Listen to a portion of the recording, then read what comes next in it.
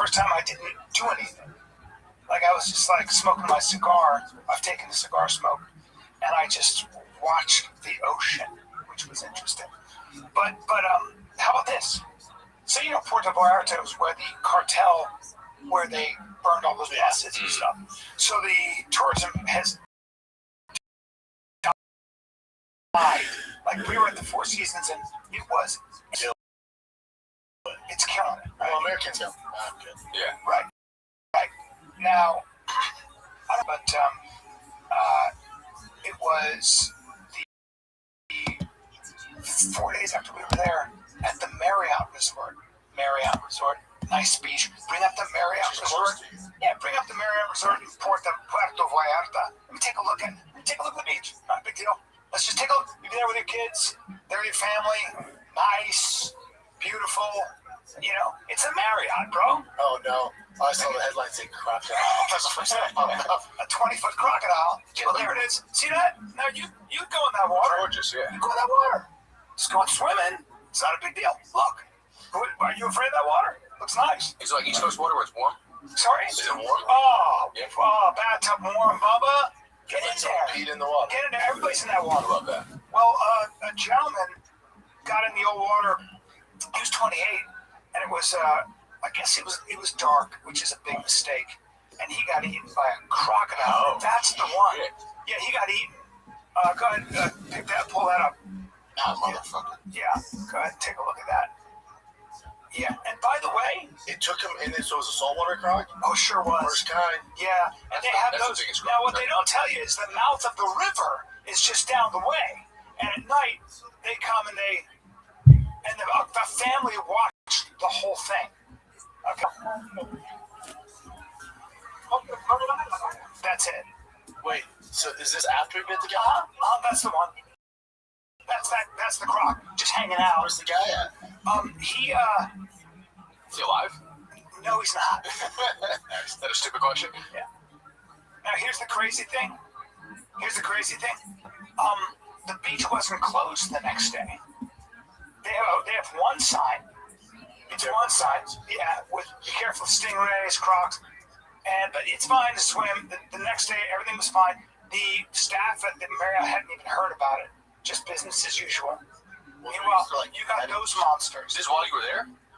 It was 4 days after we left. Here's my thing though. When you go back to the picture of the Marriott, right? And when we go there to stay, at the place in the Four Seasons, I don't get why people fly all the way to Mexico. They go through customs. It's such a hassle. Yeah. You got cartel up the wazoo. Yeah. You got fucking saltwater crocodiles killing people. Yeah. And why you fly to a foreign land and you're staying at the most American place. Look at it. What's the point? I don't understand the point. Please add the fact that You understand if you go to Mexico City and you're ingrained with the culture, and you're going to these small villages and really learn the lay of the land. Everyone goes to Mexico. They stay in American hotels. They eat regular food, and they look at the beach. And you ain't it. now, Actually, Mexico hold on. is basically But wait, Brooklyn now. you didn't add All add white the fact transplants. that at least half your family will every single time catch the old tummy bug. Oh yeah. The Ice ice. shit. Yep. I'm the one who doesn't. I never do. Ice. I never do because I got that. So I grew up. I never got sick either. Yeah. But my dad, everybody's just a fucking mess. Well, your stomach is coated with Diet Coke, so nothing's hurting. Now, I never understood we got a villa. We got a villa because Dad's got some cash. We got a villa. We don't stay at that. And then you have some people there. And, yeah, and you have them. You can't do that anywhere. I don't get why you fly all the way down there and go through customs. We had that conversation. Now my pop at 86 decided I'm on a GLP and I'm gonna drink. He's not a drinker, but he goes, I'm gonna have 4 drinks. Because I'm with my family. Oh, yeah, white girl. I have a terrific sense of well-being. Yeah, white girl wasted. White girl wasted. My mom's like, gang. It's like, to my sister, that was the end of the world. She goes, your father is dying. He's throwing up everywhere. He can't move. Huh? We had to have 4 guys come and pick him up in a sheet. Has he lost weight? To the hospital. Has he lost weight though? Yeah, to the hospital. What's that? Has he lost weight? He's lost weight. A good amount or no? The GLPs, he's 86, so he could give a fuck. Okay. Yeah, but that should lose weight. No, he's lost weight. He's lost weight. Like 4 pounds. He's lost weight. He's gonna eat it. If you put it there, though, we're gonna have a meal. We're gonna have a meal, especially more on So vacation. you're breaking Mexico, and then you came back to Austin, and then you're shooting a pilot. All this Shot a pilot that the great Kurt Metzger wrote. Had a blast. A lot of work. I heard a lot of good things. So A lot of good things. A lot of work. Ryan Long, who we're gonna have on Wednesday. He's so talented. That dude, he was so. To me, I thought Ryan was wrong for the part because he's just tall, really good looking. And it was just, we were thinking about. He's hilarious. Yeah, Ryan's great. And then character, and he was so good. He was just so good. He just kind of blew me away, to be honest with you. So did everybody. There's so many funny man on the street videos. Does he live in? He's a great guy. He's a musician, by the way. Live in Texas? New York. New York. New York. Yeah, he's great. Ryan's great. Yeah, he is funny. Really cool, good people. So The whole have cast is so yourself a great. little break, dude. Yeah, I got myself. Was it nice? Yeah. Yeah. I like being with my kids, my parents. Sometimes a break's nice. Yeah, How was the shoot? it was good. Yeah. Really good. Yeah, I think we got. It was actually a really wonderful surprise. When you do a movie or you do a TV show, there are so many moving parts. Everything can go wrong, and always does. And this was a happy accident because nothing went wrong. Shout out to Nick Callis. He fucking killed it, right? Nick Callis was as good as you get. He's a good fucking actor. So now is the move you guys will package it and try to sell it? Do you know why he's laughing, everybody? Because that process is so hard. You notice how Just me saying that, I lost all energy. Because now I've done this. You shoot all this shit. It's the end of the day. It's rap. Everyone's like, dude, we're getting picked up. It's like, no doubt. And then Hollywood goes, no, you're not. No, you're not. They don't say that. I'll tell you where you're going. YouTube. This is That's what they do. This is what you. Hollywood's so. This is what you hear. TV's so tough, dude. This is what you hear, actually. Especially When you put your heart and soul into it, you fall in love with everybody you work with. Yeah. And everything falls together. bonded. And you bonded, Bubba. Yeah. Because you're Went working through it. 15-hour days. All went through it. And by the way, everybody was amazing. Everybody comes through. It's a team effort. We're so close. We had the rap party. And we'll be out soon. I'll see you soon. This is. I'll see you at the next shoot. Do you know what you hear? You ready? My face. Not Here's good. what you hear.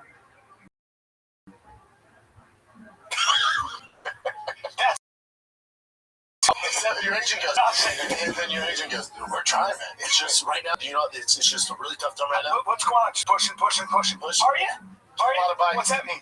They just picked up House of Dragon, Bragging right now.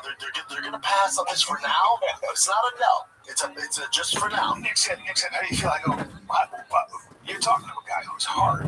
Like if you were to look at my heart on an angiogram, it's salt, the first layer salt, and under that is tar. So you're asking I'll also say this though too. After doing TV, I've done a few things. It's like there's not a ton of TV. That's the other thing. Some people, if you guys know how it works, like that doing production, like what about like a streaming service? 10 episodes on Netflix. Excuse me. There's not 10. You better get a second job. Yeah, there's that. Yeah. You better get a second job. Like the guy who created what's that huge fucking show? The Asian fella. What's the huge show that was like a competition? They dived, they lost. Oh, fuck, the Korean one. Squid Games. Yeah. So the guy in Squid Games, because they didn't know it was gonna be big. They bought 10 episodes. He was like, everyone thinks I'm like so rich. He's like, I mean, no money. He's making money off season 2. That's different. But they take a shot that first season. You're not making shit. Yeah, really. No one is. Yeah, no one. And you might get locked into a contract too. Yeah. But then you can say, I need for me to write. I don't. Yeah. It's a big But yeah, there's not a ton of money in TV until you're doing it multiple seasons. That's when it turns into real money. But for the actors, let's just say the actors. Chance of that is. Let's say I'm going to give you. You're not making this, but as an actor on a TV show, you're not making close to this. But I'm going to say you're making $75,000 an episode, and that's for 10 episodes. That's great. Now nobody does that. Nobody's making that. But I'm just being silly. But I want to just do that for you in a second. Say 5 times 10. Yeah, so it's $750,000. A lot of money. 10% goes to your agent. Oh yeah. Well, you got to. It probably depends on the show, right? Well, let's just take what's that? Probably depends on the show, right? Because the role that I'm saying the role that I just got asked to audition for, they said it would be like $50,000 per episode. But that's like a well-established. Who told you that? That's a huge. You would get $50,000. Yeah, but it's a very well-established TV show. I know you would not make that. That's adorable. Is it? That's the most adorable thing ever. And you would make that. No. Not saying I'm going to get it. That's a big show, though. You don't have a quote. They would not pay them. They'd go, he's going to get 13 an episode and be very happy about it. Of course you would. I'll take that. Of course you would. Are you kidding me? Of course you would. But after taxes, just taxes, we're looking at, I don't think you need a calculator for this, baby. Right? I just like to do that. But after taxes, you're probably looking at 400. Okay, but then we got to take out. Yeah, I know, but you got to take out. What is 25%? That's 500, yeah. 25%. Well, because you got your manager, you got your agent, and usually you have a lawyer or something like that. I got a manager, but yeah. Yeah. So that would be what's 25% from 750. So you're probably looking at. They're taking home $300. $87,000. Oh, that's still great. Yeah, Cry Me a River. You're pretending to act. You're gonna get Cry Me a River. For me, that's sick. Cry Me a River. Fucking. Yeah, so $187,500. So yeah, I just love doing this. And then hopefully it parlays to something else. You keep going. Mm-hmm. It's all good. It's called Screech and Halt, a podcast. What we call this? Yeah, I know. Yeah. But you're probably looking at. Also, the likelihood of me getting this role is small, but even if it's a huge show. But listen, don't listen to Schultz out of the business. It'd be awesome if you got it. 100%. Sure. It'd be awesome. 100%. Oh no, Cry Me a River. The money. Yeah. That's so much money. It's so much money. But that better last you 2 or 3 years. You parlay else, and you're also doing your own thing on the side. Yeah, my show's fun. But people think actors are rich, but when you take away all the commission and all the certain ones are though. You're middle class in Los Angeles. Los Angeles, anything with $300,000 a year in Los Angeles, 350. Yeah, I hate to say as much money as that is. That's middle class in LA. Is it? You're not buying a house. You're renting. Yeah. And then everything else is so expensive. It just does. People will tell you right away. They're like, I count every dollar. It's crazy to say that out loud, but it's actually true. But also, if you're making $350,000 for acting, you should be thanking your stars. Fuck yeah. Go work construction. Shut the fuck up. Also, you couldn't pay me to live in Los Angeles ever again. No fucking way. I still miss them. Yeah, me too. Do you? Certain parts. Depends on where you are. Well, certain parts. That's me with New York. Certain parts. There's certain aspects I miss of it. I don't miss the overall. Yeah. I just miss New York because the stage time is just I was telling you the other day. When I went back to New York and I was doing 3 shows a night, every night that I was there, I was like, fuck. But you didn't think coming here was going to be compared to New York. Stand up. Well, they told you, but you got to be a dum-dum. The idea, you're fucking dum-dum. But the idea was I'm also a dum-dum. No, to be fair, New York? Not like to be New fair, York. there are a lot of clubs. I mean, there are a lot of spots. Yeah. It's just that nobody goes to. There's a lot of spots where you're performing for 7 people. There you go. Yeah. But it will never be New York. It will never be LA. I just thought, it's a growing city, and we all did. But now it's just like, Mothership is good whenever you do Mothership. Those are good spots. And then after that, you're like, I guess I'm performing for 7 people on a Saturday. Yeah, that's right. That's right. I will say, wouldn't have met my girl, wouldn't have fucking had all these things if I didn't come here, but I do miss that stage time. It's the best. And there's a reason why everyone gets it so fast. Yeah. Comic. Like this is good, man. Mike used to tell that idea of them doing stand-up. That's great. Yeah. People are loving that. Yeah, it was funny because at first I was like, I wonder how people are going to feel about doing that. But then once people saw his video did good, now we're getting other people saying they want to do that part. Because it was just, people just wanted to work out. Other fitness people, yeah. I want to get to do that. I think O'Hearn doing stand-up would be crazy. He'd be good because he's an entertainer. He'd be the best. He's so captivating. He's funny. Mm-hmm. He's a man of a certain age, 57, 58. You cannot look better. No. Just a dime. Jesus. You know who looks a little weird? Have you guys been watching any of the World Cup? I've been watching all of it. I love it. Yeah, I love it. Argentina is U.S. and Argentina, but yeah. God, Messi. Argentina is all Italian Americans. Everybody there is Italian American. Really? Messi's Roman blood. Yeah. Messi's so good. They always say that, like, so. Ronaldo. My point was, Ronaldo looks weird. Ronaldo. He's looked weird for a little while. Like his face looks so. He's fucked with his face a little much. Has he? Oh yeah. He's gonna get before and after. He's been. What do you think? That's facelifts or something? I think it's Botox and filler. Is that true though? He's had. Oh yeah. Because he does look a little bit. He's had his teeth done. Definitely had his teeth done. He's still awesome, but Washed though. he's playing like he's 38. Yeah. 40. He's 40. Is he? Yeah. Still bodied up. You know his son's insane. No, I did not know that. Oh, dude. The videos, because his son would wake up. I don't know how many kids he has, but he has one who would wake up when he wakes up and does workouts with him, and that kid is a monster. Oh man, really? Yeah. I'm pretty sure he signed with one of the big time teams. Oh shit, dude.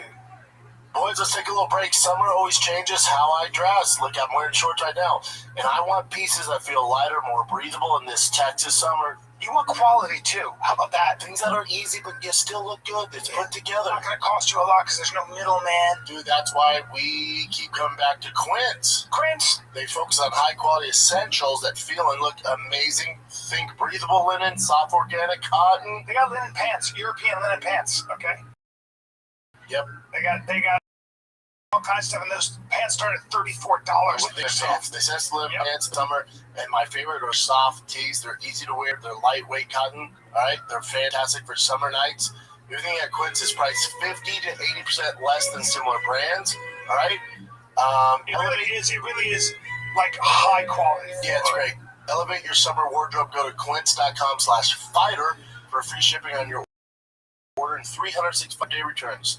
Now available and new. That's QUINCE.com/fighter for free shipping, 365-day returns. Quince.com/fighter.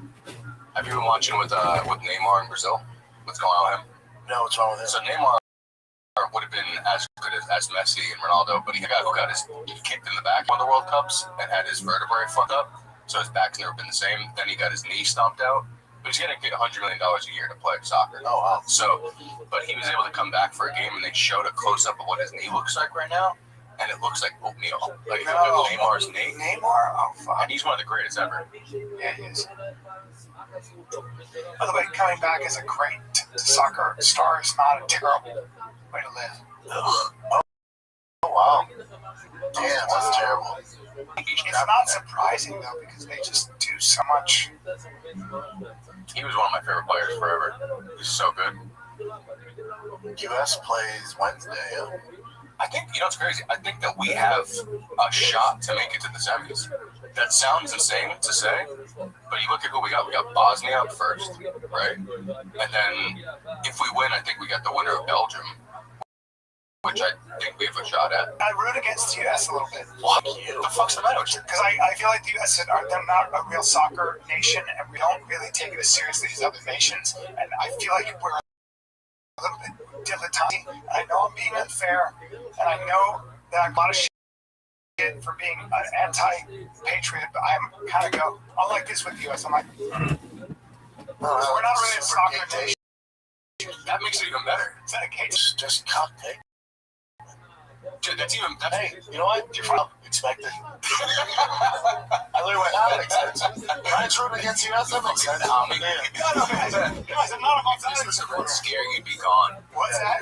I would be. I just always, I'm like, yeah, What are you rooting for? I mean, I'm rooting for Ronaldo. I'm rooting for Argentina, for Portugal. Argentina's fine. France is the best team in the What world. with the France, you fucking dick. So good. You know what? I root for fucking Strogan too, don't you? Oh, dude, you know our hey, Bubba, you know our video of talking about Niedermeyer? Yeah. My brother-in-law and my nephews who are soccer freaks. Yeah. My brother who played pro. They laugh so hard that it's like it got huge views because it was just But y'all tell me you called Neymar Niedermeyer. Oh, we fucked up. all of them play on the same team for the Premier League. None of them do for the Premier League. And I was like, oh yeah, this is it. Is this it? It says, can he do a FIFA World Cup? And then it says a viral video. So funny, dude. That was amazing. That was a thick. that was such an exciting. If my dad had been to Lexi and knew down the road, I would appreciate it. So yeah. I like it. I said I'm lying. I said I like it. You were that size. Now here's the thing. Big baby. Mbappe is his name. Mbappe from France. Mbappe. Another freak. He won the Golden Boot. He won the Golden Now, Boot. you know Messi, Mbappe, and Niedermeyer? Yeah. They're all teammates. Completely wrong. Brazil. They're all teammates. Now, 498. You old? yes, he's such a freak. I I don't know. And I saw see one game, and I'm like, he's such a. I never heard of him before. I didn't know. And Niedermeyer, I think. They got the Brazilian. So the 3 stars, they're Brazilian. Look, they're all Brazilian. Brazilian name, Niedermeyer. Nobody works family. Nobody works at names that much. Sao Paulo. All right. Niedermeyer. Yes, Niedermeyer. Well, listen, I mean, They all play on that team, so they're all the same thing. too fucking nothing about Confident soccer. you guys just making me angry. I don't think there's too much You made the confidence. world angry. I don't think there's too much confidence. Oh my God. Isn't it Mbappe though? He liked the way the dick tastes. Yeah. What? Facts. His girlfriend. Get the fuck out of here. Really? What? Whoa. Rumored to be delicious with transgender. Oh shit. Oh, dude, you're not even spreading. Yeah, these are facts. His girlfriend. I said that was fake news. No. Oh. Some shit. Well, I mean, That's a man, baby. that's a man. I mean, I would. Transgender. Looks pretty girly to me. It's like Kim Kardashian in the She face. does. Skinny girl. I'm sorry. Everyone high crack? If she had a mustache. Are you out of your fucking mind? The jawline on this quack? I'm not saying that. No, hold on. I'm You not going against? saying No, hold on. I Hold the would. fuck on. You going against America in the World Cup? You said she looks like Kim Kardashian? Fuck over. That's a fucking man if I've ever seen one. Get the fuck out of here. And you get the fuck out for your look at you and say that. Both of you are batshit crazy. Am I the only normal in here these days? Why? Because that girl has no hips. And go, that's a man. 1000% I do. Got no hips. Control the Adam's apple. Well, there you go. That's Are you fucking me? Are you shitting me? That's a guy right there. Look at the ass. Yeah. Yeah, that's In what world is that a woman? And there's nothing wrong with it if that's your cup of tea. But you're fooling over B-Man over You're here. not fooling me, man. If I was on the streets of Thailand, I'd be like, oh no, Let me see that bikini shot. go down, check. See what shows him as a man. Let me see the bikini shot. Oh, yeah, okay. Yeah, that's. There they are. Well, what happened is I think, they're. In no facet. Hold on, let me see I that. think that's a boy on Are site. they together? All right, now hold on. No way. Now hold on. They're hanging out. Hold on. Oh, he was holding. There's been That's nonstop. your girlfriend. Oh, French football. Oh, it is the girlfriend. Yeah. Oh, that's. Oh, well, hold on. Oh, hold on. Okay, well now. I mean, Some room for France. Gonna edit that check. that's very interesting to me. He's still really good at soccer. I will say certain That's pictures very are a interesting. little more masculine, but the ones you showed, you're not seeing that and being like, oh, that's a guy. You're like, oh, that's not my type woman. Not a chance. Who's that? That's his other rumor. But she's a real girl. Yeah. Yeah, that's very interesting to me that he's actually romantically linked to. Maybe he's bi. No, you can't.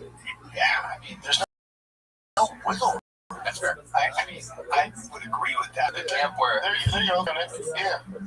that one's kind of crazy, but it also kind of looks like the. Like what, bro? That is so interesting. That ain't fooling anybody on this side of the track. And if you're, he just likes it that way. This bus keeps going. I'm He not like likes it that way. Oh, how tall? 6'7". Yeah, let's see. It's the temperature of the skin. There's a lot of guy stuff there. No, 5'10". That's boy. Waist 32. What's a 41 shoe? Waist 34. 41 shoe. It's 41 shoe. 15. The waist is 25. What's a 41 shoe? I need to know what that is. It's like a 9. Is it? Let's see. Be sure. Again, I don't have any issue with it. I'm just bringing it to your attention. because you want to root against the U.S. 9.5 women's 10. It's a big woman's foot. Oh, that 10 is a big girl. Yeah. Long toes. Long feet. Yeah. All good. If that's his cup of tea, good for you. Here's my question. He's happy. I would imagine there's no dong. I did my this morning. Is there a winner? I don't think so. You showed the. Knicks were hard for the. Listen, I'm not saying I would. I'm just saying that it is believable. I don't think there's a penis. The tuck would be crazy in that shot. But they can do it. You still have the penis. I mean, that's interesting. Oh no, that famous, that big is openly with. He's not open. Are you in camp? That's all. The council head. The camp that girls can be bi, guys can't. Once you're bi, you're gay as a guy. Oh, like girls mess around in college? The answer That's fine. No, listen. Yeah, God. That's hot. And it's all good. Now, watch this. Uh-huh. If I'm bi, which means sometimes I suck cock, that means I'm gay. As shit. And you're just fighting it. And I'm fighting it. Sometimes I put up with girls because mom wants me to get married. There you go. But overall, I'm about, And if a girl was raised in college, maybe the girl started making out, and then she licked my ass, so I'm like, yeah, that's hot. But what if a girl says she's bi? Then I go like this. I go, okay, You're confused. Yeah, have my kids. You're confused. Go ahead, do your thing. Dude, speaking of confused, I keep on seeing this Instagram reel show up in my feed, and I don't know if he's come up in yours, where it's this guy, and he goes, just a Christian fighting on a daily basis. Help me in this fight. I'm like, there's that. So I had an opportunity to have I had an opportunity who used to be gay, and Jesus helped them not be gay, and they wanted me to have them on the podcast. Just and I was like, gay? I can't, I don't know how I to think help just you be with that. gay. Yeah, I also don't know what to talk Why about. you gonna bring the church in? It's just gay. Maybe you can send it to me. If you still have it, it might just be your algorithm. yeah, well, I don't know what. How do you know? No. You just like join me in this fight. I'm banging you. Yeah, well, his fight is not sucking dick, dude. Just don't do it. Or do, and have a grand old time. Be really good at it. I never forgot this woman I knew married a gay man. I shouldn't Google for close your eyes. Something popped up in my Instagram where there's this friendship between two guys, and one guy's leaning on him, they're holding him. The other guy's sure it's okay to love, and they're fiction. But here's algorithm's gay. Yeah, I don't have any of that stuff. Yeah, I remember I knew she just married a gay man, and I went to a party, and they were kissing him on the lip, and they were gay shit. Their shirts off with pierced nipples, and I was like, "It's on." She's just like, yeah, it is what it is. She was like pretending this was what. Dealing with I don't know homosexuality. how I'm getting. Well, Is that what you're getting? it's a Texas Sam hat. Yeah. So he's probably a Texas boy. Yeah, great back, athletic. He's I don't know if he's athletic. I do not know if he's athletic. He's gay bait. You think it's gay bait? A gay man like sees him and is like, oh, he's gay. You know, it's like, let's watch it. He's probably gonna throw a football. You put that baseball down right now, young man. By the way, Well, just his videos, kids. Wait, let's rattle. He's trying to fuck. Dude, by the way, you're good. You are not right now. You see what he just did? It was awkward. Ray said he's athletic. Now I can tell. He says, let's wrestle these hard decisions together. Bro, you mean wrestle by home? That's what you want. Take that Texas A&M hat off, put the baseball back down, go put a little rouge on, But I'm gonna need some squats out of him too. I'm gonna need some squats out of him because I need nothing. that's a flat. I didn't realize Normalizing Christian bros supporting Christian bros. Let's wrestle these hard thoughts together. Bro, he's in the woods. Oh, this is a troll. This is great. Let's wrestle these hard thoughts together in the woods. This might be a troll. It's a total troll. It's great. Together in the woods. He's clowning. Yeah, he's go to Chase his handle there. He might just be a funny dude. I think he is. Chase Brody. He's a wrestler. Here's why most men won't date me. So it's him and trying out clothes. First of all, he's a college wrestler, so I'm all about him. I try out a hat. It's just this whole list of stuff. He's trying to get guys. He's not wrestling with his Christianity. Trying not to let 27 looks. Yeah, he looks like he's joking around. Trying to get it all. Oh, he's trolling. Oh, now this guy's awesome. Yeah, try not to let the 27 loads I just collected in the Walmart. Here's what videos show up on your head. Keep going, Jen. Let's see what else. Let me know which one you would click on. This guy's all about fucking. 23 college wrestlers. Loves to rim. Describe me in one word. He won't show his face.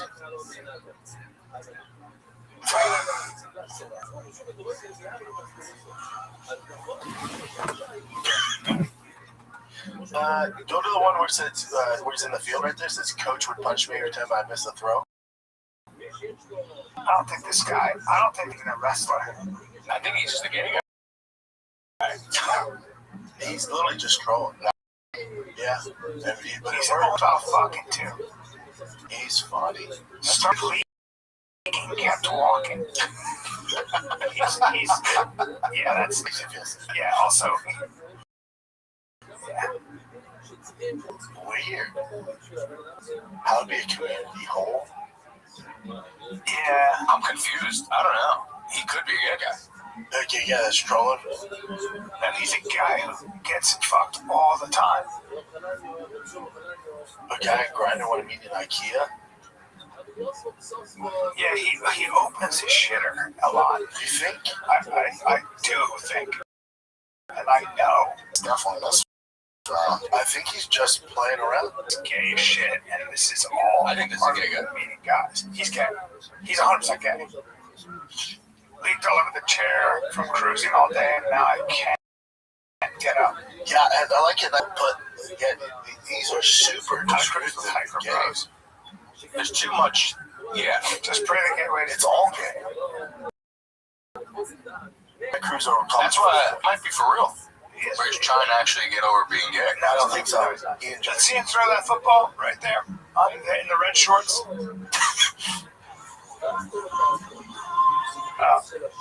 Yeah, he's not a sports guy. Oh.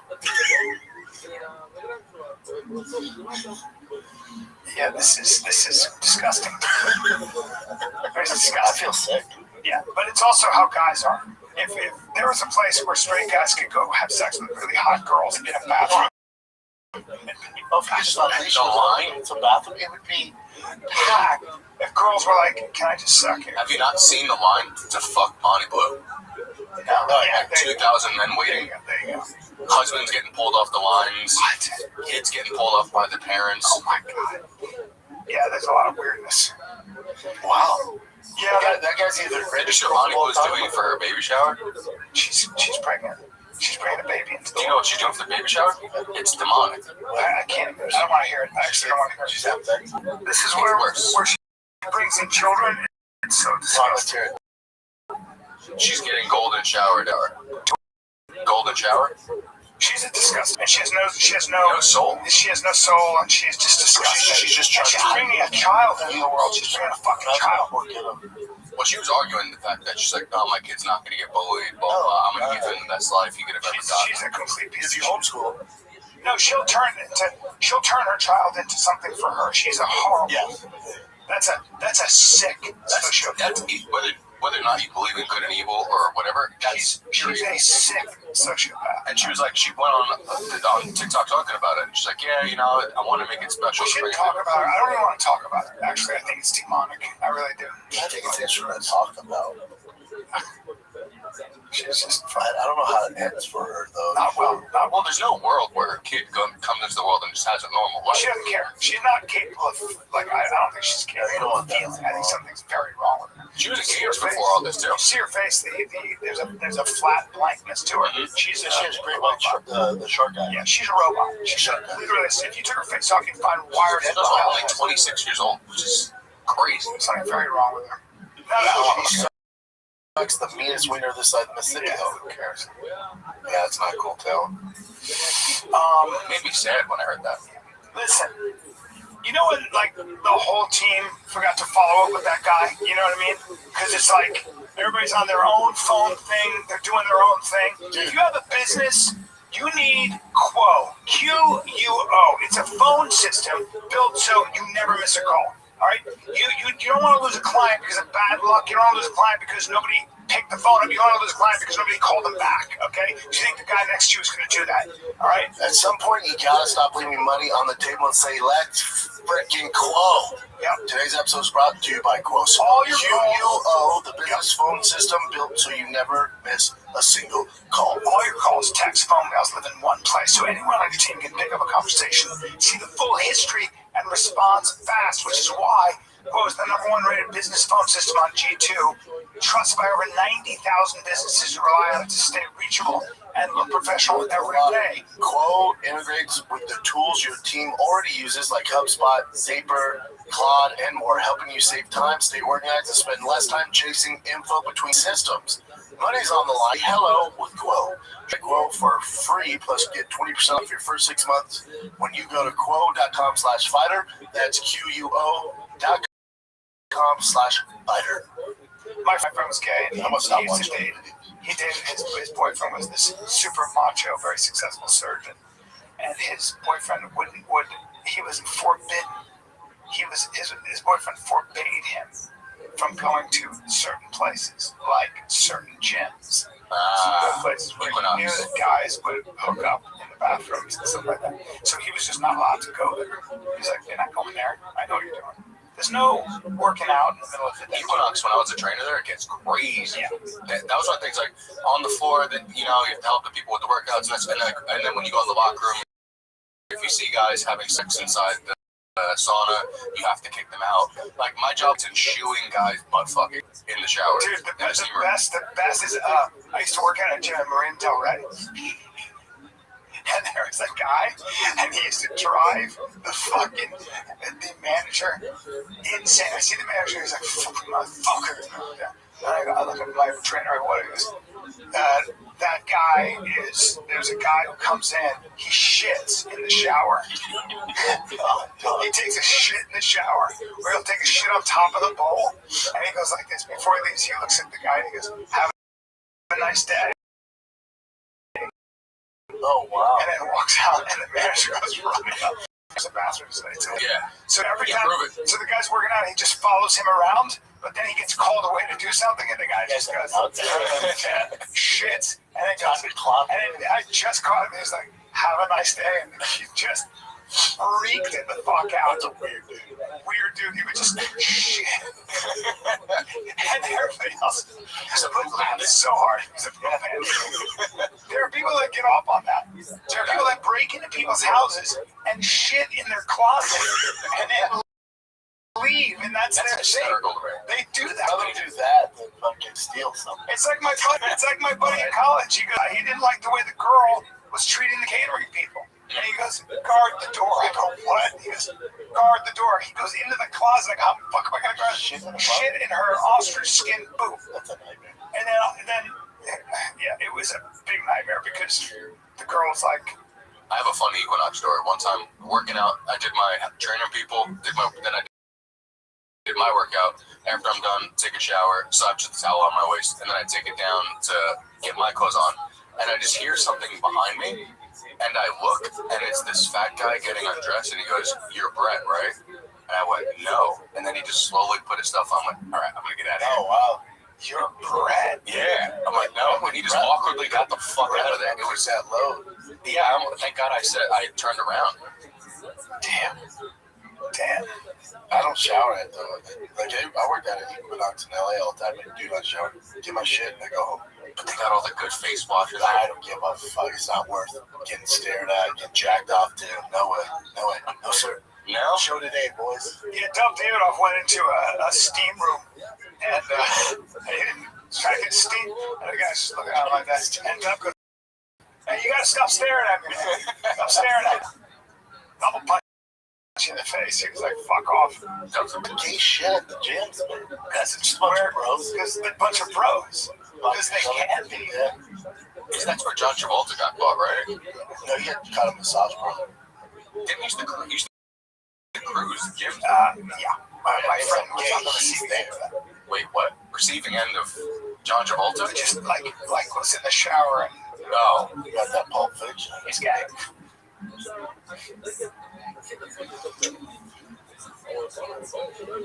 He's just been a guy. You know? California makes sense. Former Everybody's pilot. hotel. At sea.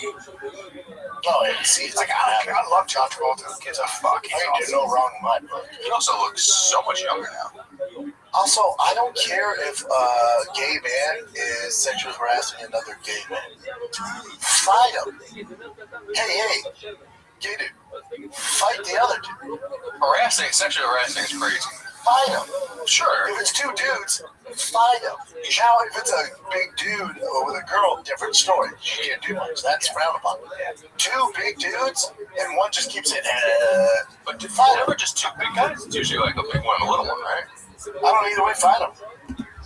Yeah, I mean, I don't know. You know, like I'm sure. My guess is Travolta is definitely, probably very gay, from what I've heard. Yeah. I mean, But all good care is so Hugh Jackman. I don't care. I like Wolverine. I don't think Hugh Jackman is actually. Oh, but He's you can, I'm sure you have.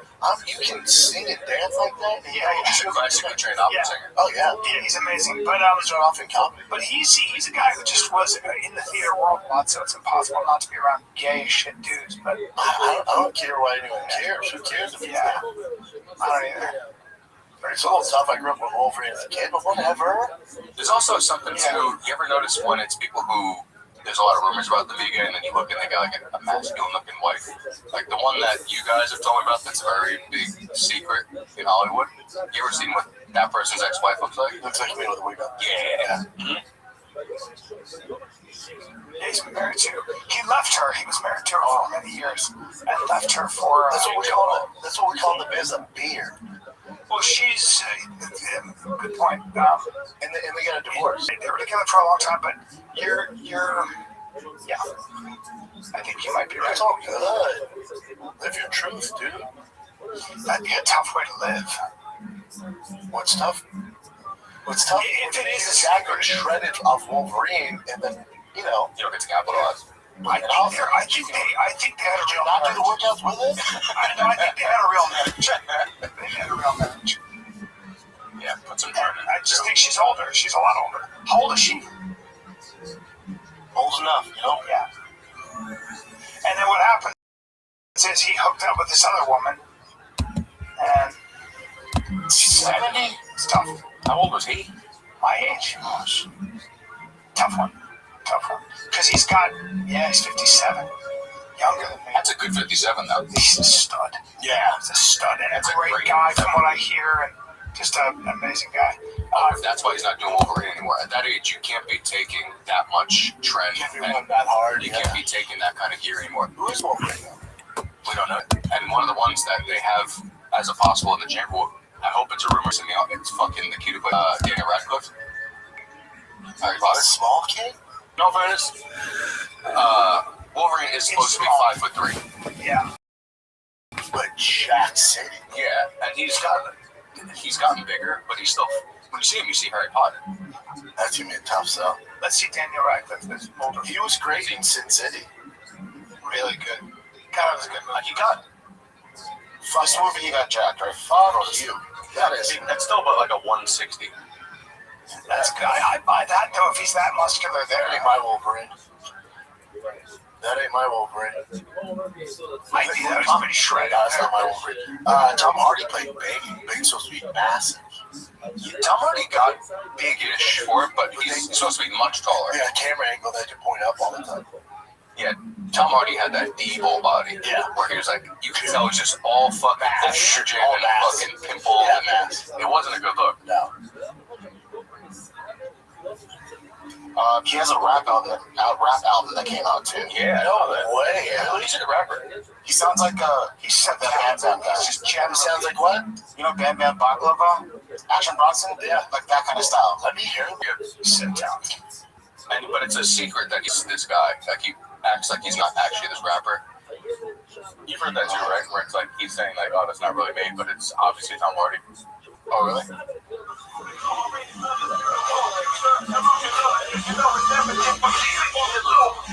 That's in there.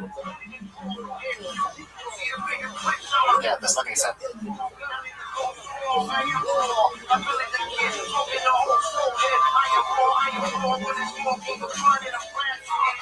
He's awesome, Tom Hardy. That is him. He's super talented. He's awesome. Wow. Talented cat. He's one of the few British people when I see them playing American, I don't get I annoyed at love all. He and Jamie Foxx are phenomenal. I wish you got you. Actually, Tom Holland's another one that I don't care if he plays American. He's great, especially Spider-Man. He's all right. He's great. I've always thought he's fine. I like Timothy Chalamet, man. I like him because he's a big-time Knicks fan.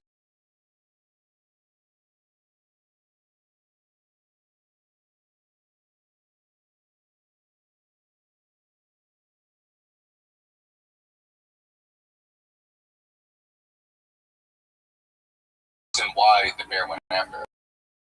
Yeah, there's so many different people. It's because he wanted to eat the dog or play with the dog or whatever. I don't think play. Probably not gonna play with him. But the way the woman handled herself was pretty good. Really? This gives me anxiety. Well, you know the bear doesn't speak English, right? It's a younger bear. Oh wow. Yeah.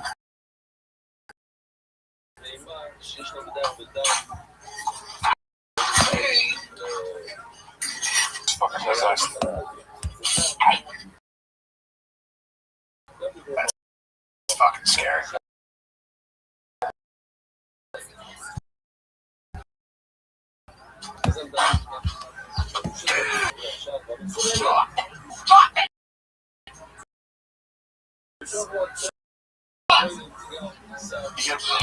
Where's your spray? It sucks. Down. Let the dog off the leash so you can both. Just trying to protect the dog. There's the go truck. You should go round and round. We just sound.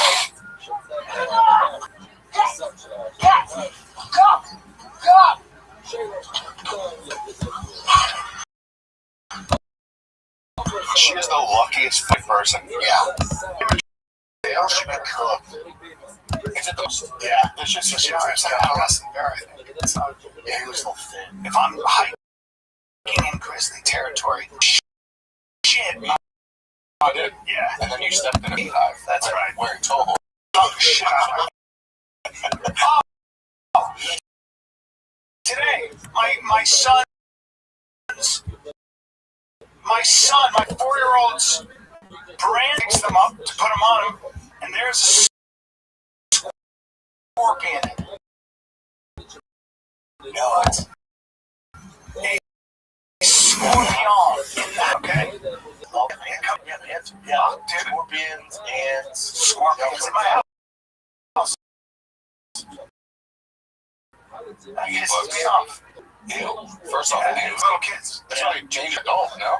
My buddy Shane stepped on a scorpion, and he thought somebody put a cigarette on his fucking toe. So it's really painful. It's not poisonous. They are. The venom can fuck up a kid.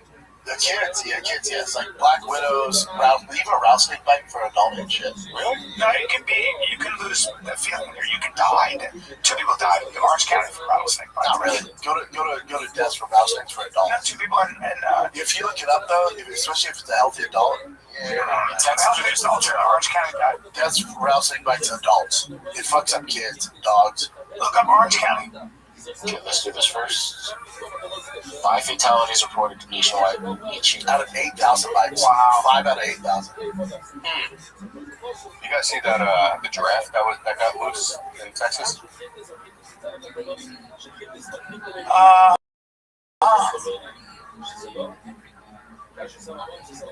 Damn. A 25-year-old. Yeah, because what was happening was he was biking, so his heart rate It's up. so it shot through his whole body. Which is, you see, exceptionally rare. The store claim about 5 deaths occur annually across the United States. What's the most deadly thing that's in Austin? What's that? There's a deadly Coral snake. the coral snake. Coral snake might fuck you. Coral snake might fuck you. Yeah, you'll die. If it says mosquito, man, I'm dead. But then you're gonna go down here. Yeah, cool. Cottonmouth, no joke. The fuck's the kiss? Cottonmouth will kill you. No, little rattlesnake. I've heard of it. Cottonmouths are just as toxic. No, they're not. Jeez. Yeah, rattlesnakes are very diamondback. And you get a lot of those deer near your house, right, bro? Coral snakes and cottonmouths are not more poisonous. No. Really? Yeah, there seems to be this myth where if you get bitten by a rattlesnake, you're like, I always thought that. Me too. You're not, though. I had to look it up because we've had 2 rattlesnakes in our backyard. There's just a lot of things in movies that I thought were a lot more legit. Like I thought there'd be quicksand in a lot more places. Yeah, me too. Remember all the quicksand in I was movies? worried about it as a kid. I didn't realize it didn't run into quicksand. I lived in the Bronx and I was like, oh, but I'll run into quicksand at some time. Yeah, but even like as a grown man, if you get bit by a black widow, you're fine. It's gonna suck. Quicksand even, it's real, right? It's real, but I don't know where it's at. It feels like an answer Brian would know.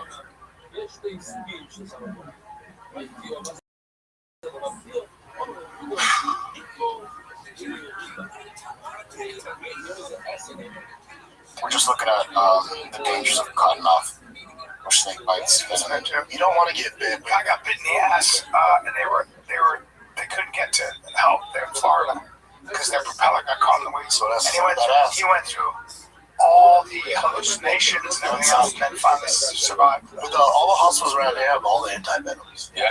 Yeah, they have to. Have you been to a hospital here? No.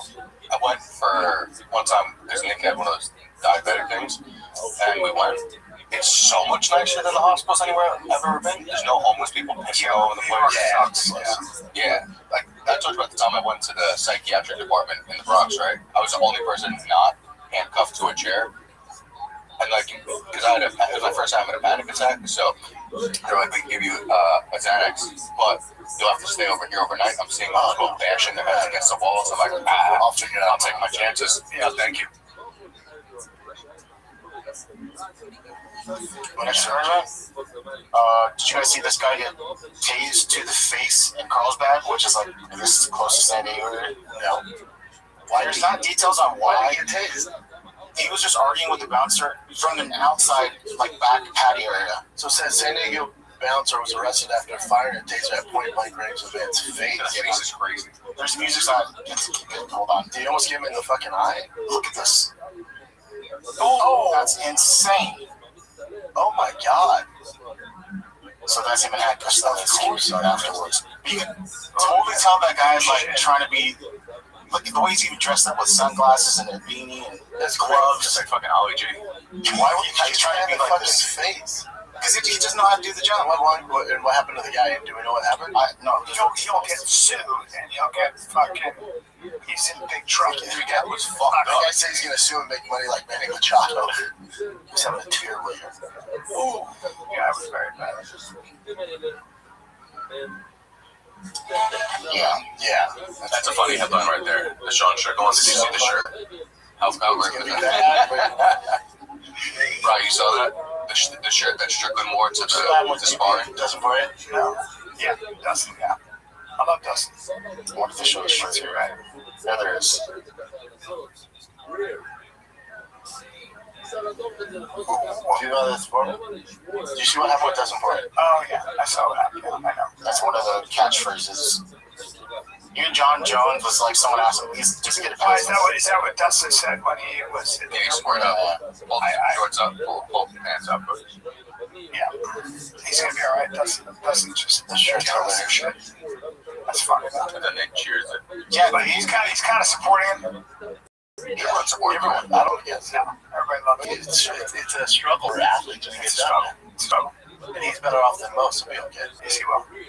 That's something we talked about on the show. It's like, and I talked about it with you, where it's like, I guess similar to like Marines and stuff like that when they're out. It's like, now what do I do? But it's everyone. Kids who graduate college, kids that stop playing high school, wrestling. Tough. I mean, you're fighting since you were 17, and your life is so much. You have a direction. Yeah. And every day there's a specific mission, Purpose. And what becomes difficult is just, this is the next chapter for Dustin. And I spoke to him a little bit, and I said, what got you to the dance is your spirit. Dustin Poirier is just a special guy in general, and the engine behind all that is what got you to being this person that we all love. And it's just, you're just going to be in the desert for a little while because there's a transition. And he foreshadowed it on Theo's podcast months back. He foreshadowed it months back. He's going to be all right. Did he? Yeah, he's fucked up. Like, what do I do? I've talked to him. Everyone goes through it. Yeah. That's the thing. This isn't unique to Dustin Poirier. Everyone goes through it. But I'll tell you what, I've known Dustin actually now. I was thinking about it almost 12 years. And he's always had a great sense of humor. That's what people don't realize about him. He's fucking hilarious. So, that's why I used him in the commercial. Yeah. He was so great in that. But again, every time I would go to Florida, he would, like, Tiago Alves and stuff to my shows, and we'd always hang out afterwards. Funny fucking dude. He was in the crowd that time. When he came up, he said, dude, I'm a fan. That meant the fucking world. Yeah, it's Dustin Poirier. But he's always been that guy who's got a great sense of humor. He's really smart. And he's going to be fine. This is just a tough time. It's a tough time. He's a genuine guy, too. Genuine guy. I said to him, we're talking, that day he was nice enough to move around with me, right? And just like, I was like, don't beat me up while talking to me. Yeah, he was beating me up. But think about it, Dustin Poirier, right? He's struggling, whatever, but he's better off than 99% of the UFC roster. Yes. Or former athletes. Yes. His gig with Paramount, his gig with UFC, his hot sauce, he has money in the bank. It doesn't mean anything though when it's like, you found your purpose and then it's that juice. It's that juice. You love the fight. You love the game. You just have to come to reality. Like, nothing you do is going to replace that juice. Rush. Cristiano Ronaldo was talking about it. It's like, and Zlatan was saying, when you get to a point at 40 where your body doesn't follow your mind, and you just have to recognize that the game is over. And some hearts when you're fighting, buddy. But then everyone's quick to be like, I don't care. Just retire, walk away like Justin. I'm the first one to get the fuck out, Justin. He's like, no, Justin. Oh, Justin. Because he's still fighting. Same thing. Walk away. It'd be great to have him. He's going to keep going too. How did you hear his interviews? Who's this? Justin Gage. I wish, what a great swan song it would be to leave now. Yeah, but again, it's easy for us to say. Yeah. He's finally getting paid real championship money, millions of dollars. So it's like, walk away. He's like, fuck you. Yeah. Or even Michael Chandler. Look like Chandler, walk away. What if he's like, well, they're going to pay me whatever it is for one more fight. That pays off my house, motherfucker. Couldn't look better. I mean, physically. Not. No one cares about that. So I'm saying at 40, like, he's still got fight left. So he's like, he doesn't have fight left. But they're going to give him $1 million. That's what I'm saying. And it pays off his house. He's like, fuck How else you. are you going to make that kind of money? You can't. That's what people don't realize. Like, there's nothing they can do to make that lump sum of money on one. They might pay off their mortgage. That might pay off any debt they had. Whatever it is. Is there a for right now? Not right now. No. I will say, Lucky's fine. Lucky, you were lucky at least where you had Fighter and the Kid, you had Joe, you had fucking something to fall into. Like, some of these people don't have any, like, they didn't have Fighter and the Kid, they didn't have Brandon was an athlete who fought. Like, there's a little bit of difference, right? Like, he always had his sights set on other shit. Yeah, always have, been like, I'm not Dustin Poirier where I was fighting at 17. It's all I know. I'm not Justin Gage who wrestled and then has fought for how many years now? I'm not John Jones. Like, I came into it late. Yeah. It's different than what those guys are doing. And you were like 24 when you came into it. Yeah, different. That was a late start. No, super late. My identity's not tied up with being a fighter. Right? Sure. Those guys, they it still is too, but because MMA show is your show. Yeah. You know? That's more of an analyst stuff, right? He's always more like, you were training hard, but you always kind of wanted it. You were always on your way somewhere. Guys, let me talk to you about Lucy. You're talking about nicotine pouches. You got mint, you got apple ice, you got mango, you got espresso, you got berry citrus, you got apple cider, all right? If you want a six-pack, you can try them all, all right? The little breaker balls in each pouch are pretty awesome. They pack a punch the second you bite into the breaker. Okay, super smooth kick, lasts longer than any pouch, according to most people. That's all I'm going to say, all right? I want to be careful here, but at the end of the day, the flavor is unbelievable, lasts longer than others, all right? Smooth delivery, and it's consistent, and you get hours of flavor from one. All right? So it is the top tier premier nicotine pouch. This pouch, and like I tried it, and I have to say, I did notice. First of all, the flavor is unbelievable, and it is smooth. Nicotine, 4 milligram, I think, and it was awesome. But anyway, get 20% of your first order when you buy. Go to lucy.co/fighter. That's lucy.co/fighter with the promo code fighter.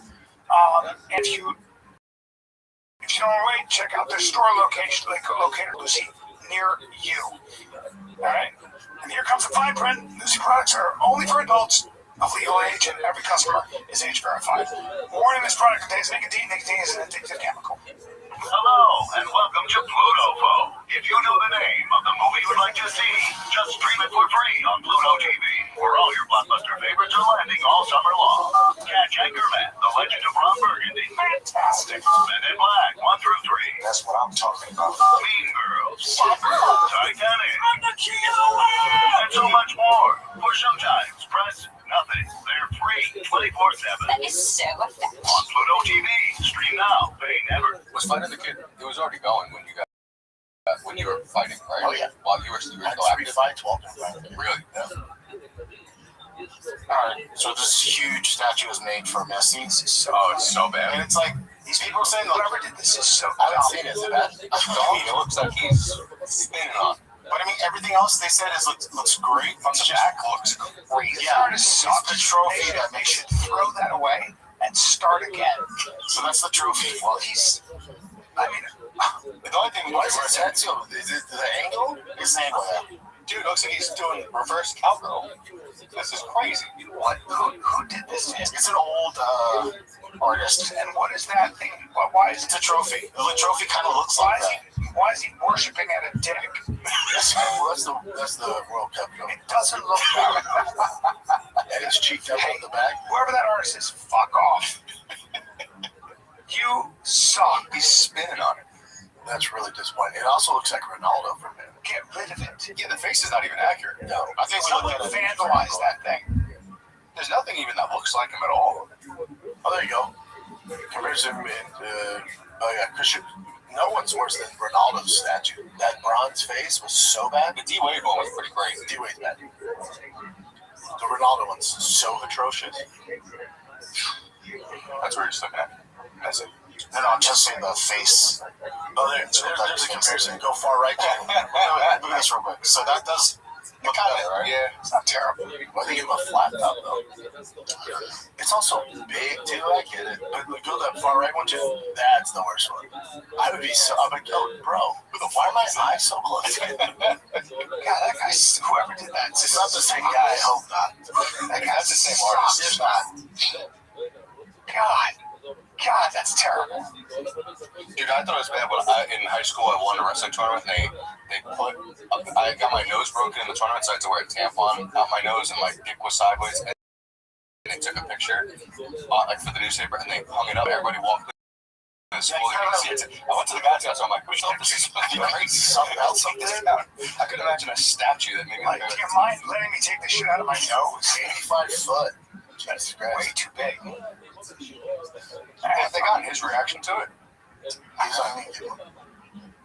Those guys are so superstar status. It's weird. Did you see him They try to get get paid so much that you're not gonna really see him doing the bullshit on social media. You're not gonna see him doing interviews. They have whatever, 600 million in the bank. Like, I'm like, 80. That's easy. Like, yeah, Ronaldo damn near. Yeah, they have. It's like there's a machine. They're legends. Yes. They've been legends since they were kids. Yes. They're not like our athletes. No. No interviews, nothing. Get the fuck out. God, you know, Messi's more famous than anybody in the United States. Oh, yeah. Oh, and Ronaldo is the most followed guy on Instagram. Mm-hmm. What is this? There's a legend of this Mexican catching thieves that steal motorcycles specifically, and he'll put the motorcycle next to them and duct tape them to a pole and call the authorities, to get them. Hold on a sec.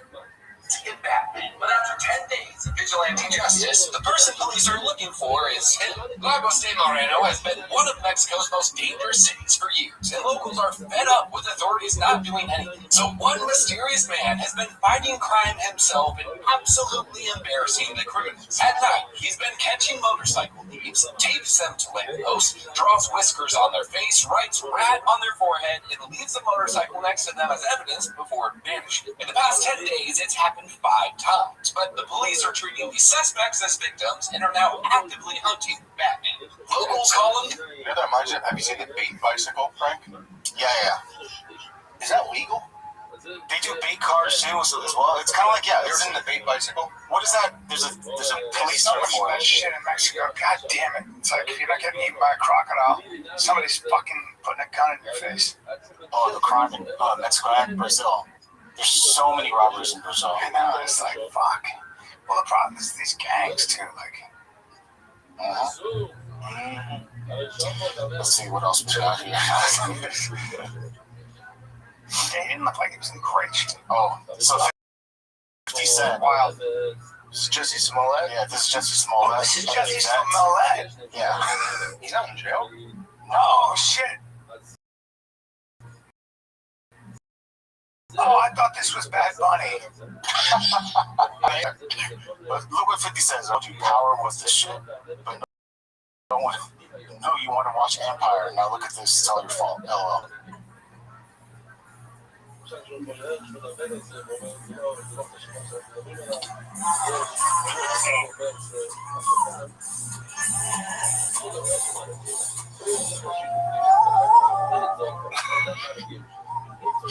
Is that real? Yes.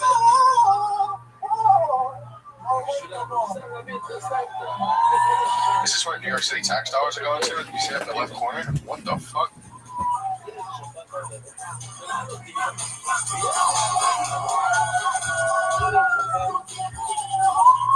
He'll make his money. It's like a gay pride thing. It's a Harlem festival or something. But God, he fucked his square faking that shit. oh god, he was such a badass too, right? Fought back or whatever. Was he? I never saw the show. Oh no. When you're in though, there's a segment of the community that'll stay. They'll always say about it. Yeah, They'll stay by. I know someone. You can weather that storm. You weather that storm because it's like, well, I don't think he'll win. no, I mean, he'll probably be able to make a living at least. Yeah. Yeah, he's not shut out completely from I society. think, but then again, what's he gonna do? No, he's Not that getting stuff. paid New York tax dollars to fucking dance in Harlem. It's crazy. Yeah, I don't know. Nobody's gonna have him on this show, right? No, you can't have your I'll let this guy explain what's going on here. This is a female soccer game. As the US player crossed the ball into the center, the New Zealand defender tried desperately to intercept it, but in doing so, she kicked it straight into her own goal. Michaela Moore had just accidentally scored an own goal in the first 5 minutes of the game. It was humiliating, but she still had the entire game to redeem herself, and the US certainly weren't expecting what she would do. Only a minute later, they put the ball into the center, and she Oh my did it god. again. But it didn't matter, because now she really had something to prove. After all, the game was only 6 minutes in. On her shoulder, she played harder than she ever had before, and just before the end of the first half, the ball came in.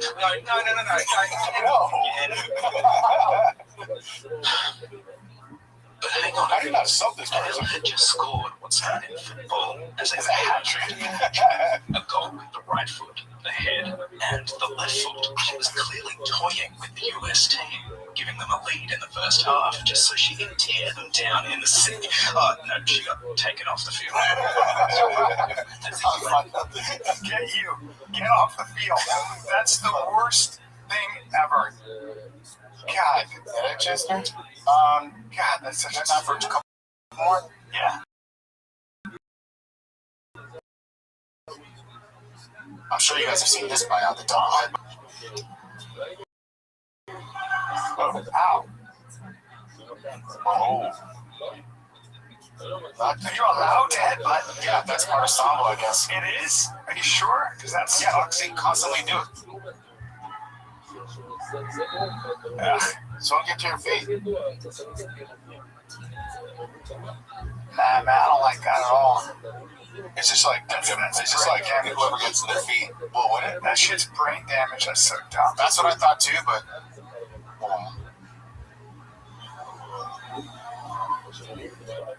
That's the perfect thing to be written on Kind of someone's back. reason you don't have headbutting. Headbutting's Dope. harsh. so I looked it up. That's really bad. Said they both lost. Jesus. Yeah, both official losers by the tournament official. Oh, Yeah, thanks. someone just stood up. Oh, this one's just, Nancy Guthrie's popping back up in the news again. I don't know, some shady with Harvey and this whole thing. Yeah, this right here says Harvey was actually prepared to pay the ransom, but then the FBI stopped talking about it. This guy hit it. The no communications that TMZ provided was verifiable or actually useful, except of course for the publicity that they generate for themselves. An organization completely committed to manipulating viewers' perception or selling arbiters of truth for the sake of justice. Does that seem to be a little too much horseshit? Yeah, it does. The whole thing was bullshit. Yeah, man. I think they found a body in Mexico. Really? Yeah, they found it. That sucks. Let's go. Oh, this was, I thought was pretty cool. That's Brendan Fraser. I don't know if this is AI. He's looks great. He returns the mummy, and then he's getting his money back in shape. I don't know if that's real body wise, but he's awesome. Yeah, he's awesome. Great guy, too. Really good person. Let's go. There's two more I wanted to show you. Oh, that was wild. You saw it? What's that guy, Giorgio? So this is Giorgio. Tough guy. Then he gets this. Comes out string partner. Yeah. He's like a young dude. Yeah, he's a rough fuck, man. That destroys him. God, look at him just. Oh yeah, watch this. Let me pick you up. I mean, it's a whole different level, man. Levels to the game. I think that was. He does that move. And Giorgio's super explosive, but he's not fucking hearing a peep out of you, brother. Look at that. Pick you up. You want? God, he's strong. Wait, he's born in 2005? Yeah, so super young. Yeah, he's just a fucking. How old did that make him? 20? There's other stuff. He was born in 2005, I imagine. He's like 7 years old. There's other shit. He does. Doesn't that make sense? Like when you hear he was born in 5, like, oh, he must be 8, you know? You would imagine that from the like, He mad first thought. for the fourth. I'm going to Jersey Thursday. What's in Jersey? And my wife's family. Jersey Shore. I'll be in your neck of the woods. What are you doing over here? I'll be going to Colorado. Oh, that's right. And I'll be asking my girl's dad if I could propose to her. Oh, shit. Now he's going to say yes? Say yes or say no? No. No, he's definitely going to say yeah. But I'm so nervous for it. Yeah, I bet. She obviously You're knows. saying this on camera. That's what I'm saying. Like, sure, she obviously already talked to He you. has so much fun in it. Yeah. Good. It's fine. Good for you. So we haven't heard from Tony from LC Lightbox, and also there's a couple that I'll just show You you. better invite us to the wedding. Oh, depends where it's at. We're here. She wants to go to Malibu. Oh, goodness gracious. Brandon, well, I'll be there. Yeah. It's an excuse to come see my other kids. Okay, Tony LC Lightbox. I think that you're gonna be a boy. And I'm dead. I think you're gonna be a girl. I'm telling you, I think your husband's gay. Best advertising ever. Oh, that's fucking hilarious. Oh, fuck, that's hilarious. Okay, Tony LC Lightbox. I think that you're gonna be a boy. And I'm dead. I think you're gonna be a girl. I'm telling you, I think your husband's gay. That's the best advertising ever done. With permanent braille signage, a TV school 631 units for installed. That's totally. I think your dad's gay. Best advertising. That you're gonna be a boy. Yeah, it's an excuse to come see my other kids. Okay, Tony LC Lightbox. I think that you're gonna be a boy. And I'm dead. I think you're gonna be a girl. I'm telling you, I think your husband's gay. That's the best advertising ever done. With permanent braille signage, a TV school 631 units were installed for classrooms hallways. That was neighbor. That's totally. I think your dad's gay. Anyways. What's the shoe like? That's an eating disorder. Shoe like? Ah, poor girl. Whatever's going on there is terrible. We have 50 years of experience, tremendous experience. We specialize in custom LED signage for large scale projects and big chain brands, the best. Didn't you guys catch that on the board? It's like a flat board. Oh, yeah. Fun, that's interesting. His best work. No. But I mean, you had to think about that. We just had a little more. Look at fucking Tank Abbott. Hold on. Looks like Oh, grandpa. He completely changed. Yeah, he did. He had a liver transplant. Talk about McCarthy. Speaking of wrestling,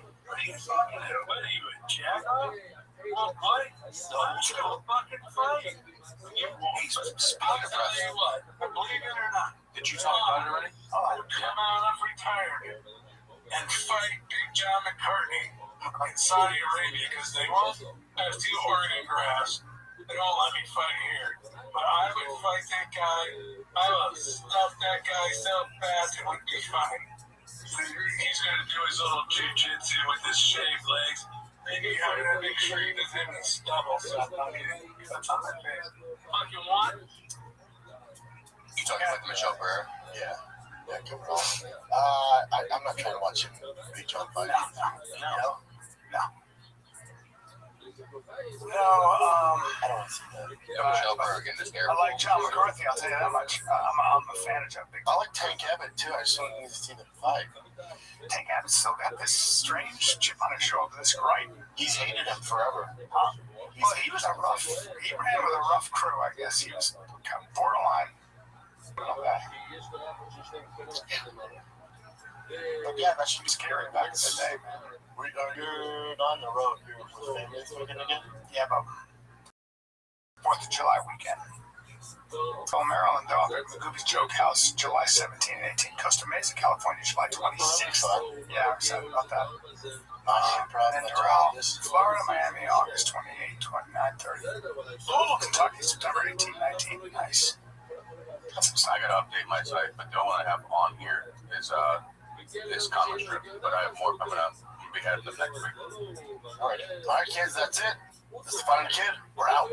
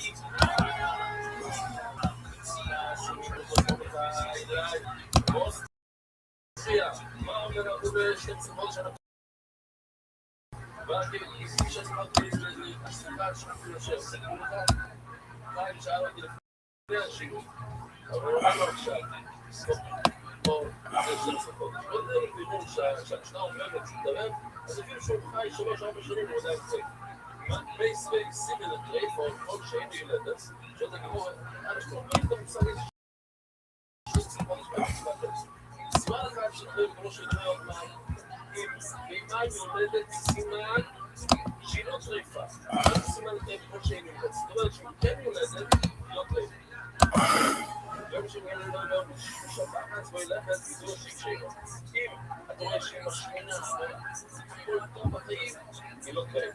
וסנאג'ו, וסנאג'ו, ובאמת, כמו שטוי בו, כי היא יורדת לדבר את המצב לא טוב.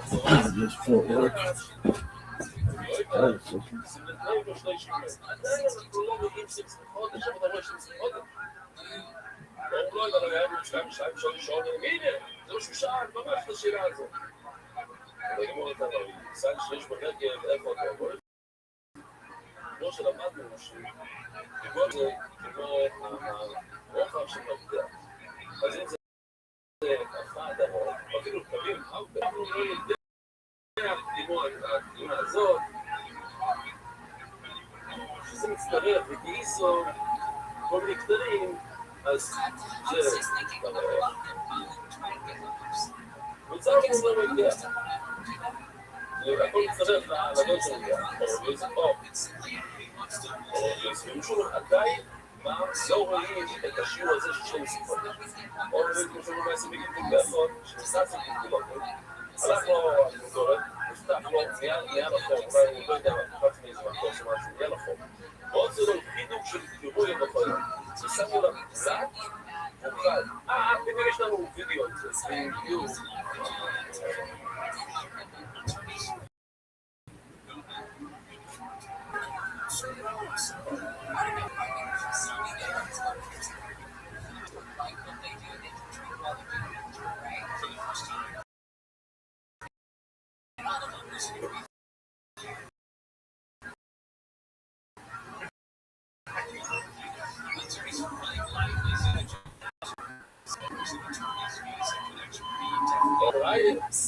דימוי שכר בו, זה היה בקל. בגימל שום, הוא עוד דימוי שכר צינו מיד בייס. זה מה שראינו בספור בסוף, הוא לא חי, יותר של צחוק. מה אנחנו יצאנו כאן? רוצים לראיה שיש כן שיטה של 12 חודשים, כתוב דימוי שכר בו, הוא עושה צינו, בסוף הוא אומר, זה השיעור של 12 חודשים. או רק היה גם הלופר, הלופר, בחולי יש את זה המון, במילה הזאת, הלופר. הלופר בייס. הלופר, ואיפה,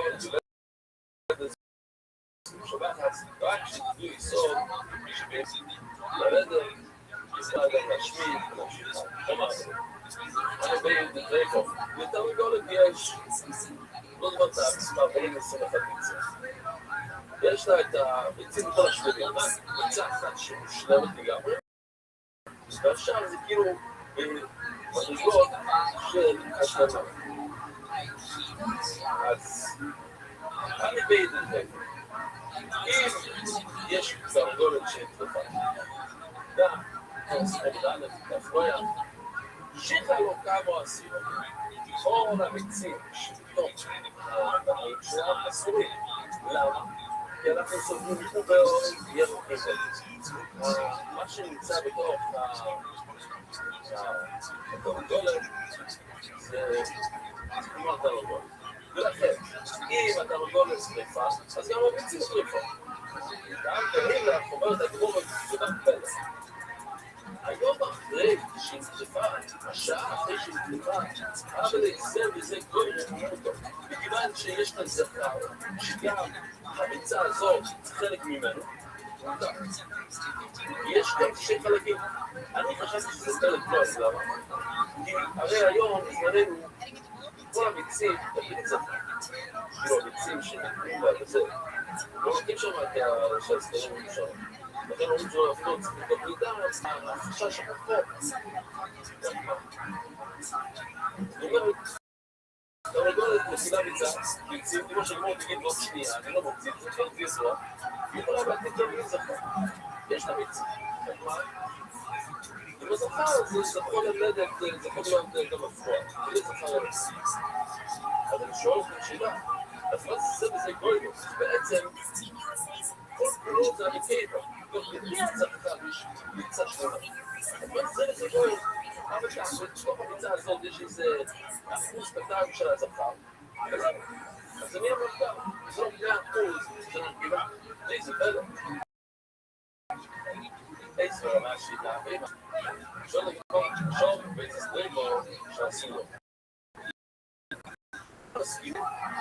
זה אסור. לא, שלא יודעים ניסו. זה גדל, לא זה גדל, זה קרה אחרי הטריפה, אם נקרא ביום ראשון, ביום שני יש להם ביצה, או בעוד חודש אחת, לא יודע מה, אז היא קנתה ביצה.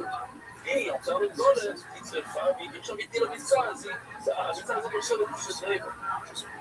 אומרת, אני אומר, עושה, זה סחנה, זאת אומרת, שזה ביצה וביצה, אוקיי? זה גורם. זה גורם אחד. גורם אחד, אסור. עכשיו תגיד לנו נשאר לי. מה? נכון? זה בדיוק הנקודה כאן. בדיוק. זה הנקודה. זה הנקודה. כל היוצא מהתמודד, לא יוצא מהאסור אסור. אם זה יוצא מהאסור, זה לא הכבד של האסור, זה ביצה של האסור. בביצה הזאת, יש לו את זה 5%, 10%, 50% זכר, זה לא אומר שזה מהתמודד. אם זה מהתמודד והמהטהור, של זכר ולגילה שהם ביחד הביאו את הביצה הזאת. מכיוון שזה סף לו לאהבה, זה מהחום של האדמה, אין לא כאן זכר. אז יש רק כל דברים אחד. כשנגמר בשביל אותה, כמו שנגמר אמרה במילים הראשונות של המות, שכל המיצים שהיו בתוך הגוף של התרנגול, תוך כדי שנקרבה, הם נחשבים לקרוא, וירחיבו. אבל אמרו, כן, חשבתי על זה. אבל כן, צבודו, מה זה מילה צבודו? צבודו, הכוונה שזה עצמות. לא אמרנו כל אלה. המילות אומרת לנו שזה קרה אחרי זה לא נצנע, יש פעימה, יולדת פרה, יולדת בכלל. אחרי שהיא נטרפה, יולדת זה לא יקרה ביום נטרף, אי אפשר להביא את זה נטרף, שבועיים היקרה. ומה קורה פגיעים? אני רק רוצה להגיד לכם שהגמרא הזאת אנחנו יהיה לנו 20 שורות, אותה גמרא, עוד פעם, פרימי, כן? מה זה ברור? זה גמרא קלה. אז אומרת הגמרא, מה אתה לא הגיס לך? עוד פעם, יש לך פרה, יש לך כבש שהייתה טרייפו, היא ילדה זמן. אסור להביא את זה לביצרים, לא להביא את זה לביצרים, מה מחלקת? יש לי נטרפה למצבים רב אחרי גס, דבר גם מבינים שיש לי מצבים רב, עוד אני נטרפה. אחר כך היא תעברה, ואומרת בסוף הזה וזה דברים המעשים. נכון שיש כאן זכר, אבל זה עדיין אסור. זה דבר שבא מהאסור זה אסור. שעושות על זה דברים מוסות. ובצרים זה נותר, זה רק 50% נקיבה, זה יותר, השאר זה הצופה. שאתה לבוא ולגבוי, אז אנחנו חודקים ומותר להביא את אותו קורבן. ובגדול להגיד, האם מותר ויכול את הבהמה הזאת באוסטריה? מה השאלה? האם זה טריפה או לא? יש כאן גבולן שנוצר על ידי טריפה. האם מותר לכל את זה? זה שאלה מהביון. הוא אומר, אני לא יודע, סודרת 100%. רק מה? רצינו להגיד כדי שיותר דבר. ודאי שיש כאן שאלה, האם עד היום הזה, אם יש פרה, שהיא נטרפה, והיא ילדה, ואני לא יכול להתייצא, האם יותר לכל תבלד או לא? אז מה, בגלל כל זה לשמוע, אפילו זה לא אינם משם. זה שצות. זה רואה, משהו יפה, לא... איך הפסוק שמה?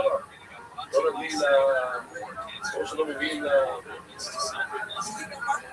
הכירי לא נתעסק את המוסך, האם תביא, למשה אתה לא מביא, לקושפות אתה מביא, צלט של טרייפה, אבל גם זה מחשובות שמותר לגמרי.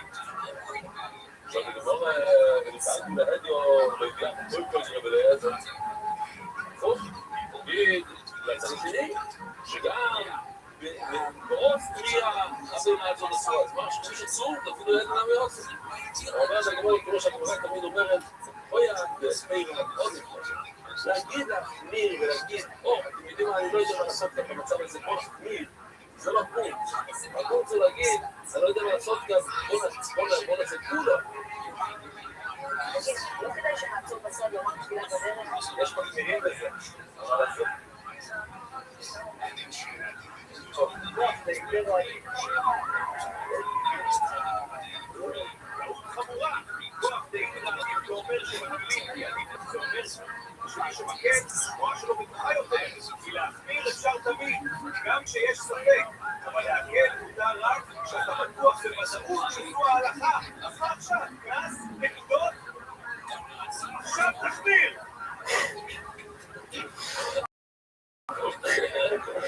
הוא את זה בבית הסטרים שעשו בו. והם עובדים שהביצה של תרנגולת של טריפה זה אסור ודסף עם ארבע דוחת בולנו. ואם זה הגיע בגיז אחת, לא במחת, אז זה אסור. עכשיו יש לנו 20 שורות, צריך לעזור. לא בעיה חסובה, אחת פלוס אחת. אמר את זה, אחת פלוס אחת. 20 שורות, היה לנו עכשיו פלוס אחת. אבל בסוף לא קרוב הארבע יעקב עם הסלול דעמים וכדה ארבע. לפני שאנחנו עושים לטיבי, צריכים להסביר. הגברה נותן זה הראשונה.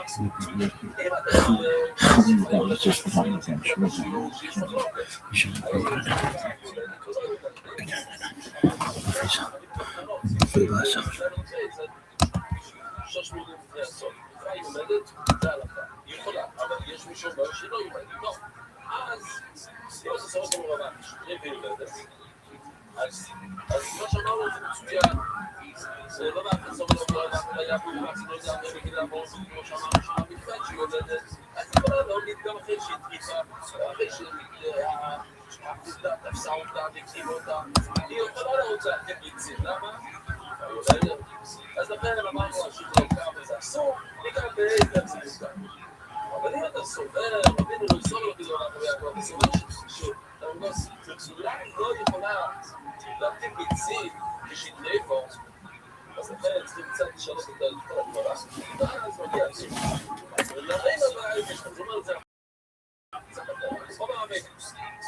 נגד סופק, זה מילה, סופק, אז מגיע כל הסוגיה, של ספק טריפה.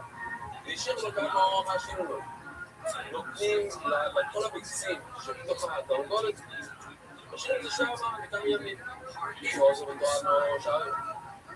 מסתכלים ורואים, אם אחרי, בוא נגיד 21 יום, אני לוקח איזה מחזור כזה של 21 יום, בוא, נחכה, אני לא יודע מה שמעון שם, אולי משהו זה יביא איזה משהו שמספר, אבל מחכים את הימים האלה, ואם פתאום יש ביצים חדשים, שלא טבע, למה? כי אני סובר שטבע לא יולדת. היא לא יכולה להטיל ביצים.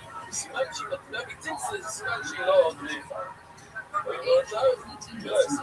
עכשיו זה גמור איסור הבא של עמים הרבונים, שלא בביסור, שלא בביסור. בדור, שכל העבודים, מבצע של טבע, שתזור, שתדע ביסור. זהו.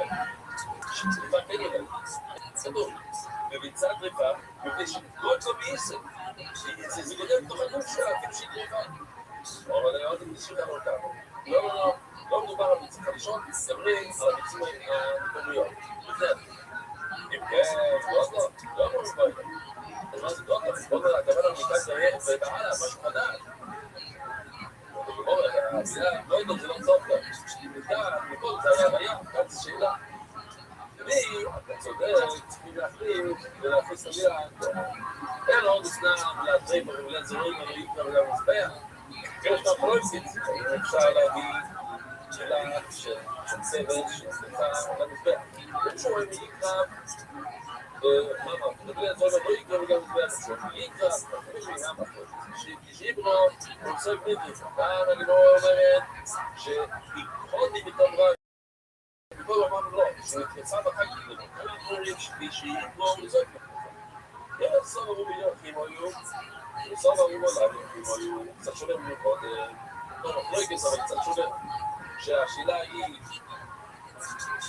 האם, כשהאימא נטרפה, זה אומר שגם הפלט גם נטרף אותו זמן, אותו שנייה, כי כשאימא נטרפת, גם הכבד שלה נטרף, גם הרגל שלה נטרף, וגם הפלט שלה נטרף, או לא, לא, זה משהו שונה, הוא נטרף בתוך האימא, הוא לא ממש שם, הוא לא חלק ממנה, זה משהו שונה, שני גופים שונים. עכשיו, אני רואה יום, אני רואה, אני רואה, גם אתה אומר לי, מפולקס, הוא נוגע, אני סמיג לו, תגיד לי מפולקס, סתם, הוא נוגע, הוא נוגע, הוא נוגע, בזמן הזה, גם בתוך שם היי, בוא, יש טענה שנטרפה על ידי אביה, האם זה משפיע על הבלד שלו? אם אתה אומר, הוא בניה פירות, כן, זה עבדה, אני אומר, למה ירמות, אז, אכפת לי מה אימא, אז מצוין. אבל להגיד, נגיע כל מיני רבי ישוע, ישוע מציר לקורבן, אני חושב להגיד שאפילו בישראל ישוע זה נגמר בליכדו בעגל, להגיע לכל פעם, ולהגיד את זה. לא, תני לו, תגיד, עזר, נשאר, תגיד, חומץ, לא חייב יכול להגיד, אבל להגיד עזר זה יוצא. ומוי דבר די בבית זה סטרמו שאסור לו, בביצה, תקופה שאסור לו, אבל בנשים לא מאוד,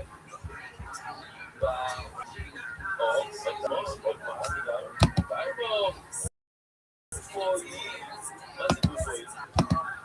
תשמעו שנייה, יש כל שביצים. מה זה אומר? אנחנו יודעים שיש מולה תוך הבטל, תלת שכרה, תלת שביצים, מולה זה משהו שונה, זה כמו, יש גבול שמתנשר אותה לאמא. אבל משהו שונה עצמו, גם הביצים ממש טוב, יש מלכים כזה, ממש הדוקים חזק. אז זה מה שהוא עושה. אז הוא אומר, לגמור את גופוי, זה יש משהו שונה מכולם, זה ממש חלק מהם.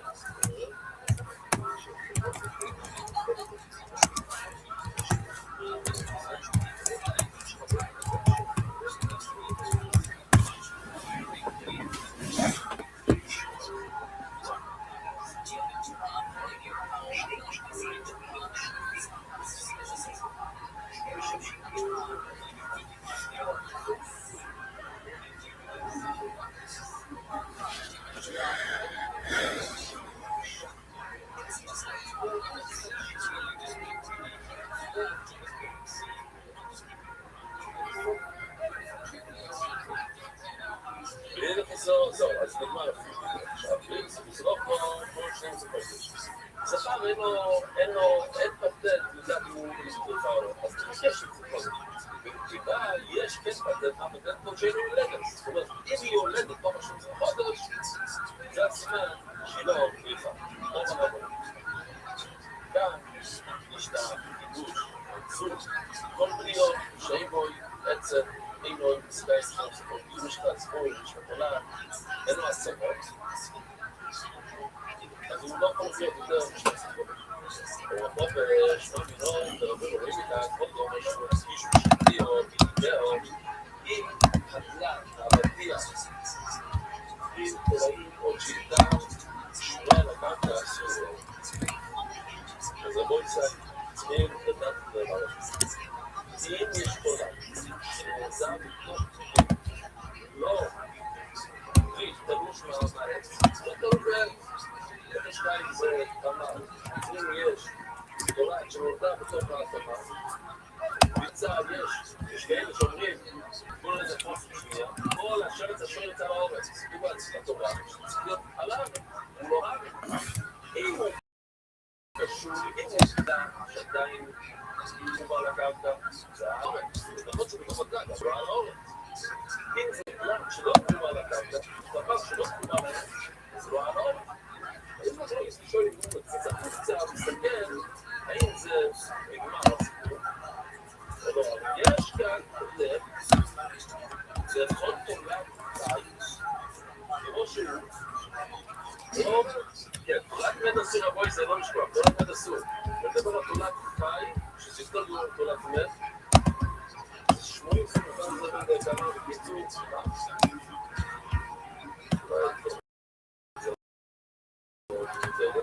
אבל גם, לא יצא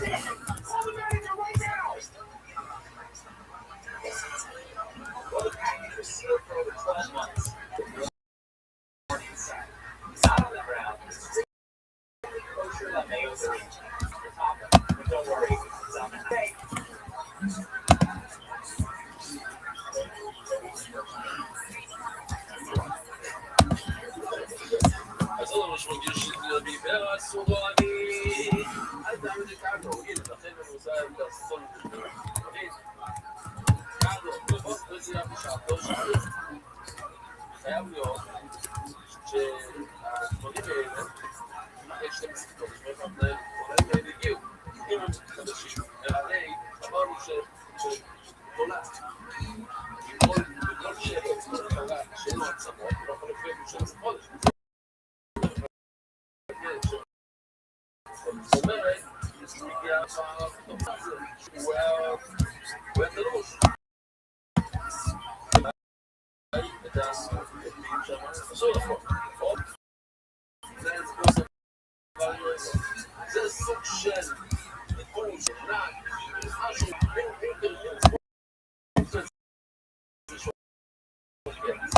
הוא לא חייב יותר שעתו. ואין סבור שיכול להיות אומרים הרבה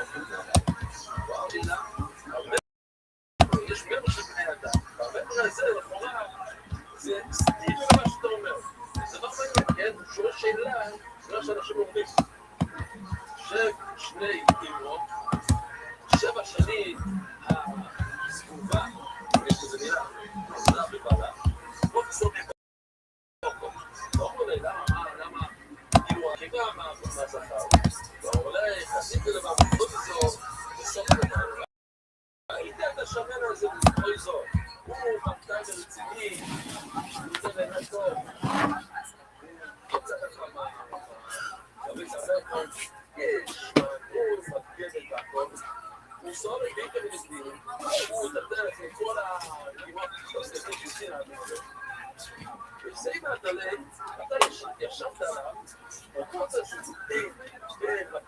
טוב ולחשוב, זה חוצפה, וכתת והאלוהים מלכם שקד שנה במתת וצבענו ואפני התפלה. אז היא כועסת עליו 7 שנים. תשמע נשמע מאוד. אישה יכולה לכעוס על כלה, אבל השאלה, איך נכנס לשם שנים, הוא רק חי יום אחד. אומר עדיין, הוא אולי נתנה חודרים ששתנו נכנס לפוקר שיש על אותו איתוש וכתת והאלוהים מלכם שקד שנה במתת וצבענו על מצוות תפלה. מטבעות כי גם אז שכן כלום אז היא סגדה גדולה 60 מטבעות כאלה במה לציבור כמובן אנחנו מדברים במושגים של עידוד 60 באמת פרק שם כבר טוב היום בעד שמע וצפן אדוני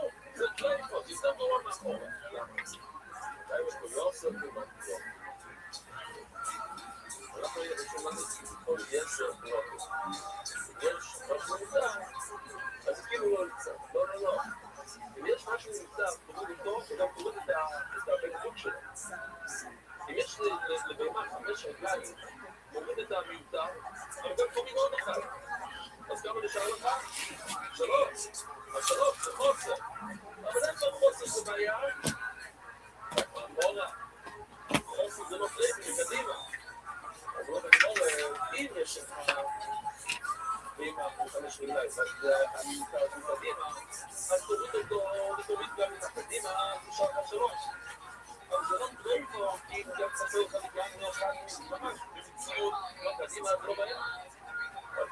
זה ברור. וזה אחת, אתה יכול לחול, אם הוא יגיעו בכלל, אתה יכול לחול, אתה בלי להביא יותר מזה מיקרו. אבל בזה אחת, אתה לא יכול להגיד אותו. אתה לא יכול להגיד אותו בתוך פעולה. אבל אל תגידי שזה צריך הוא לא רוצה אבל יכולים לחול בו, אנחנו יכולים לחול כי הוא לא יכול. יש לו חצי מסתר מאחורה. אם זה חצי מסתר מאחורה, כל 10 קילומטר, אז אתה מוריד אותו עוד, אני לא עוד אחד מאחורה. אני רוצה שתחזור לך מאחורה, ופתאום אנחנו רואים במוצאות אמריקאית סייני דייב. זוכרים מה זה סייני דייב?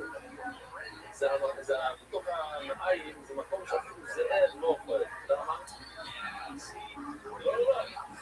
הוא אמר מאוד, למה? הוא חצי צ'יק. האומר נכנס ולא יוצא משם. מדי פעם הוא חוזר אחורנית לתוך המים. Mysticism and Kabbalah is getting... אז מה קרה? היה לו שטייקים. אז רבי אמר שאם זה לא טוב שרבון אמר, אבל זה גם כאן. אז זה שני הסנידי. No one really knows for sure. Elevate Elohim Chaim, but we live by. It's 15th Tammuz 5786, Tuesday, June 30th. 3761, creation of the world, birth of Adam and Eve. 3631, 130, Seth, son of Adam, was born. 3526, 235, Enosh, son of Seth, was born. 3436, 325, Kenan, son of Enosh, was born. 3366, 395, Mahalalel, son of Kenan, was born. 3301, 460, Yered, son of Mahalalel, was born. 3139, 622, Lamech, son of Yered, was born. 3074, 687, Methuselah, son of Lamech, was born. 2887, 874, Lamech, 2, son of Methuselah, was born. 2831, 930, Adam died. 2705, 1056, Noah, son of Lamech, was born.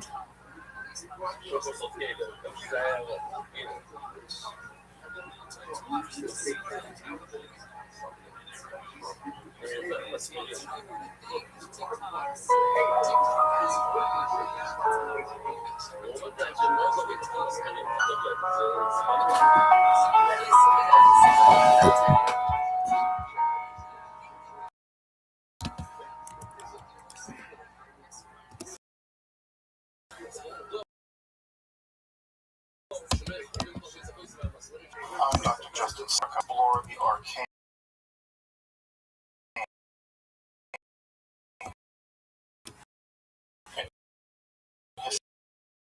History,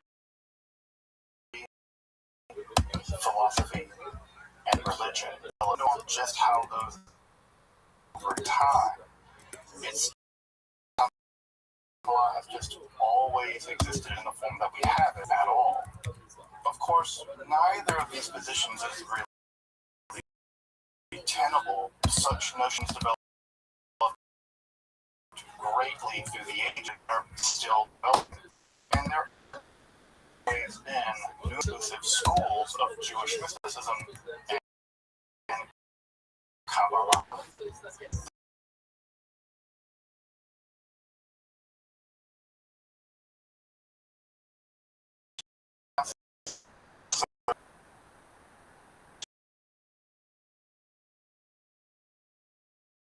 Jewish mysticism,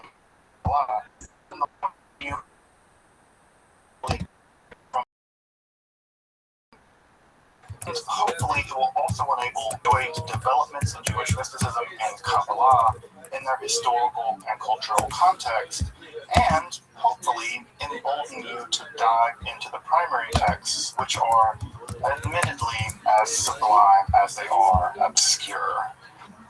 Let me express my gratitude to Congregation Tchia for allowing me to use these lectures to reach a larger audience here on Esoterica. If you want, you can find the entire series under the playlist Entering the Garden, Introduction to Jewish Mysticism and Kabbalah. I'll be uploading them over the next few weeks, or if you find these episodes 20 21 and you want to watch the entire series, you can find in that playlist. If you find this series on Kabbalah interesting, I'd hope you check out my other content on terrorism and perhaps consider supporting the production of free academic and scholarly topics in occultism and hermetic philosophy by joining my Patreon or perhaps with a one-time donation. You can find those links below, and I really appreciate your consideration. Let's enter the garden of Jewish mysticism and Kabbalah. Welcome back. Let's just jump right in, right? So the first thing we should do is do a bit of a recap on apocalyptic Judaism, just so that we can all be on the same page going forward. As I mentioned in the previous lecture, apocalyptic Judaism really emerged from the turmoil of the period after the Babylonian conquest in 586 BCE, and then really taking its form in the period after the Judahites are allowed to return to their homeland beginning in 537 BCE. And it's in the subsequent aftermath of that turmoil that what we have is a big theological shift in how the ancient Israelites understood their relationship to their God. As you older, more prophetic literature said that if the Israelites don't keep their part of it, wipe them out. Well, they weren't all wiped out. And so that's a theological problem, right? We have a sort of a threat that, I remember my mom sometimes telling me I brought you out of it, and then I did something bad, and she didn't take me out of it. Like, I might have called your bluff, Mom. I don't recommend you do that. But, well, that kind of happened with Israelites, right? God threatened didn't. So what do we do theologically with that? And what ends up happening and what ends up emerging kind of theology and a new kind of the Israelite God. And so rather than the Israelite God communicating orally to prophets, what we have is a shift in the theology where rather than communicating orally, right, what we have is God communicating visually, right? God is showing the Israelites things. And the biggest, perhaps the most important thing that God is showing to the Israelites is that there's a plan. That they're planned. There is a reason why you're suffering the way that you're suffering. There's a reason why wicked people seem to triumph. There's a reason why to your homeland after being conquered by the Babylonians. There's a reason why the Romans, you had independence for a while, and now the Romans have conquered you. For the apocalypticists, there is a plan. And typically, right, another things that the apocalyptic literature also deals in is things like cosmology, right, the structure of the history, why the universe came into being at all, and specifically what they're often really interested in is the origin of evil. Why? Because they're enduring a lot of evil. And so they really focus on where evil came from and how there's a lot of different competing theories in the ancient Israelite literature about the origin of evil. Some of those have to do with talking snakes and a special garden, and some of those have to do with angels coming down to mate with women and teaching human beings all kinds of bad things. So there are several competing theories about the origin of evil, and of course also apocalypticism is at least vaguely interested in the future, right? At least vaguely interested in the future. Not in the same way that perhaps we are now. If you're curious in religious studies, we have a whole different term for studying the future end of the world. That's called eschatology, from the Greek eschaton, which means the final things. But not all apocalypticism is eschatology, but all eschatology is probably apocalyptic, right? So those are slightly different categories. We'll talk more about eschatology later. And as I mentioned last time, there is a massive amount of apocalyptic literature. I think that slides here, right? You can remember here on the page, there's just a library of apocalyptic literature that occurs in the Hebrew Bible, most of which does not. Of course, we also have Christian and Islamic literature. This is a vast amount of literature. If you were to take the apocalyptic literature and compare it to the actual surviving literature of the Hebrew Bible, almost just as much apocalyptic literature as there is other literature in the Hebrew Bible. So it is a treasure trove of reports, much of which was lost for a long period of time. Famous pieces of apocalyptic literature are the books of Daniel 7, the Locus Classicus of the genre. It really set stage for the genre. but of course also is the book of Enoch. Of course, the book of Enoch, as you may know, isn't actually one book. It's about 5 different sort of stitched together, and there's kinds of Incan stuff in there. In addition to that, there is just one book of Enoch. There are actually 3, right? We have first and third Enoch. In Enoch, let alone first Enoch, I think comprises almost, it is a massive book.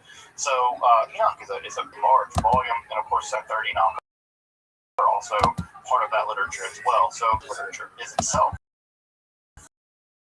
really vast to get down into reading. And of course the apocalyptic literature is marked by an intense use of symbolic visions, and it heavily features what we call into prophecy, which is where a current situation in encoded language as if it's going to occur in the future. Now, this has led to a lot of confusion because when you read the book of Daniel, many people now read the book of Daniel as the future, right? This is going to describe war with Russia or China or something. But the reality is, it's in the Romans. It describes what's going on in their time period. And so, in many ways, the entire Christian evangelical world has this intense idea that encoded in the Bible are the secret answers. Well, the truth of the matter is that these writers are describing things happening in their own day as if it's going to happen in the future. And so that's led to, again, an entire genre of theology, what is sometimes called end times. The message of that literature was not about the end of the world. It was about criticizing conditions on the ground. Think of some apocalyptic literature as having a kind of social justice bent or literature in the sense of literary, in the sense of social criticism, except for it's happening at a much different register than we might think of social criticism now. All right, so as I mentioned, right, this kind of literature, the apocalyptic mode of Judaism, would set the stage for a great deal of developments in Christianity and Islam. In fact, one might even describe apocalyptic Judaism that kind of, right, it sort of got philosophy and shot off Judaism. But the other forms of apocalyptic Judaism existed as well. Organized forms of apocalyptic Judaism, perhaps second to be the Essenes. The Essenes were also an apocalyptic, but they were probably revolt. In fact, just described how they marched out to battle and they were massacred in a couple different battles. It didn't work out though.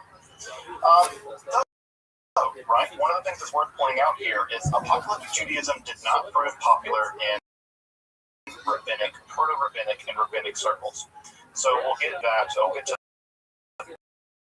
why that is a bit more this evening, and how it did survive into rabbinic and how it didn't. And again, part of what's going on here is the guys have a very simple agenda, folks. Their simple agenda is survival.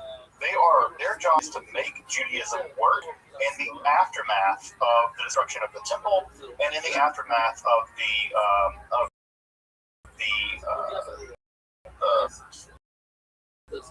genocide committed by the Roman or Copper Rebellion. And so what they're about is with evil. They're really concerned with kosher food in an oven that has these characteristics. That's the kinds of things they're worried about. They're worried about continuity and not about theological clamoring over what's going to happen in some grand titanic battle. And so, because again, if you really do believe that God's going to intercede on your behalf in some grand titanic battle, well, you might march out to a big fight with the Romans because God's on your side. Well, then you might be massacred. So the rabbis are less interested in those kinds of theologies, although with an exception we'll talk about tonight. And the reason why is they've seen them over again. You can imagine, right? After the 15th Messiah has come along and led a bunch of people into battle against the Romans that died, you can imagine that many of the people who are trying to keep the situation going are not impressed with that anymore, right? After the 5th failed Messiah, people are like, this people killed. And by the way, it's still getting people killed. Right? You can talk to those folks out at Waco, you can talk to folks at Sharingo, you can talk to a lot of folks. Messiahs are people into great peril, can lead to all kinds of problems. By the way, Jesus Jesus wouldn't be the first nor the last Messiah to come and go. They typically share the same fate as Jesus, though they don't typically enjoy the same success that Jesus really did. The proto-rabbinical organizations, the proto-rabbinical movement was not very aesthetic to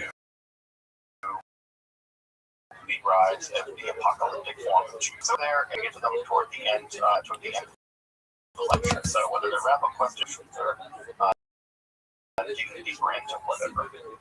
So let's turn to a form of mysticism that did emerge from the apocalyptic mode of Judaism, but did survive in the rabbinical world, and that is going to be Merkabah mysticism. Merkabah. Cherry in a minute just what that means and how weird it is, because of course it's going to be rather weird. As I mentioned earlier, theophany, the idea that God appears to people, was a central Israelite religious trope. That's a kind of claim to fame, right? God showed up and gave us a bunch of rules and chose us special. That's core root in Judaism. This is an idea that survives all the way to today. And one might even say that it's one of the core in Judaism as it is today. As it exists. So often, as I said, God would show up and God would reveal, sometimes through an intermediary,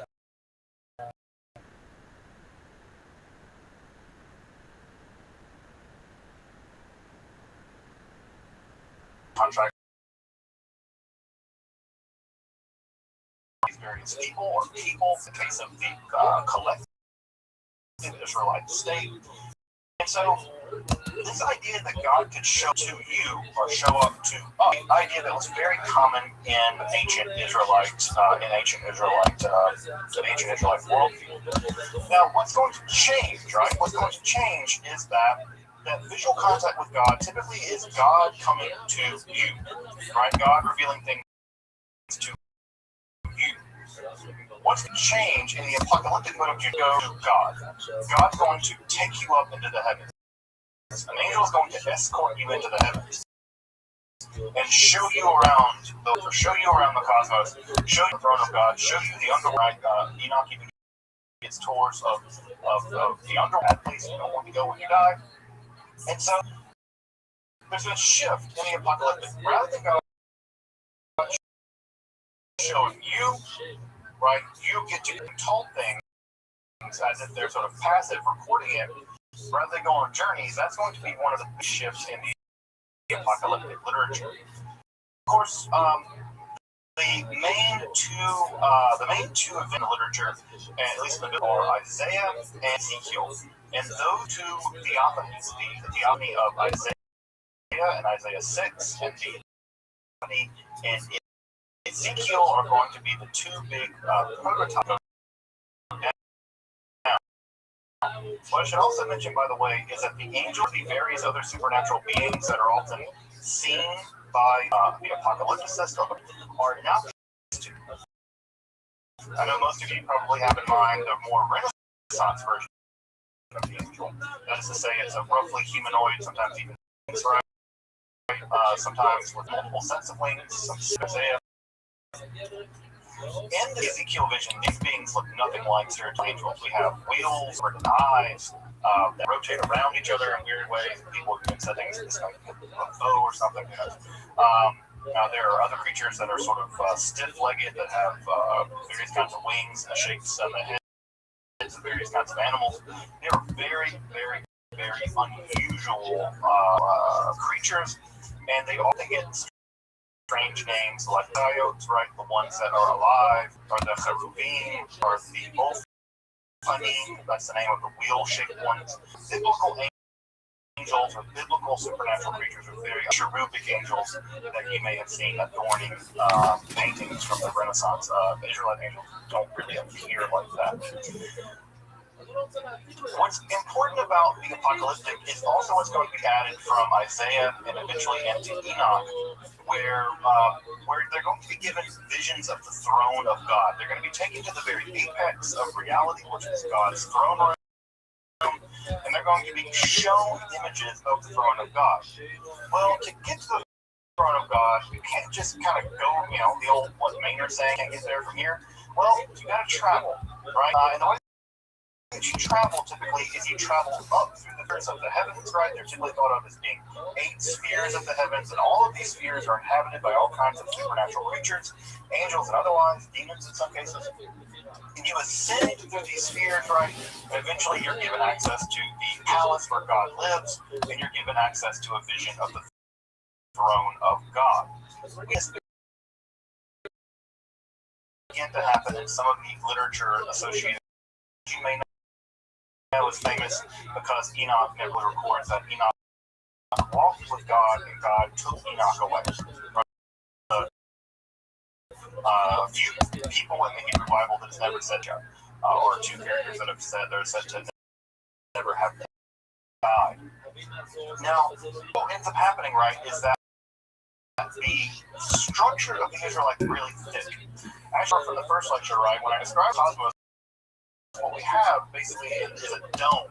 It's full of water, right, and it rains, hails down, rains down, right, and God's above that dome.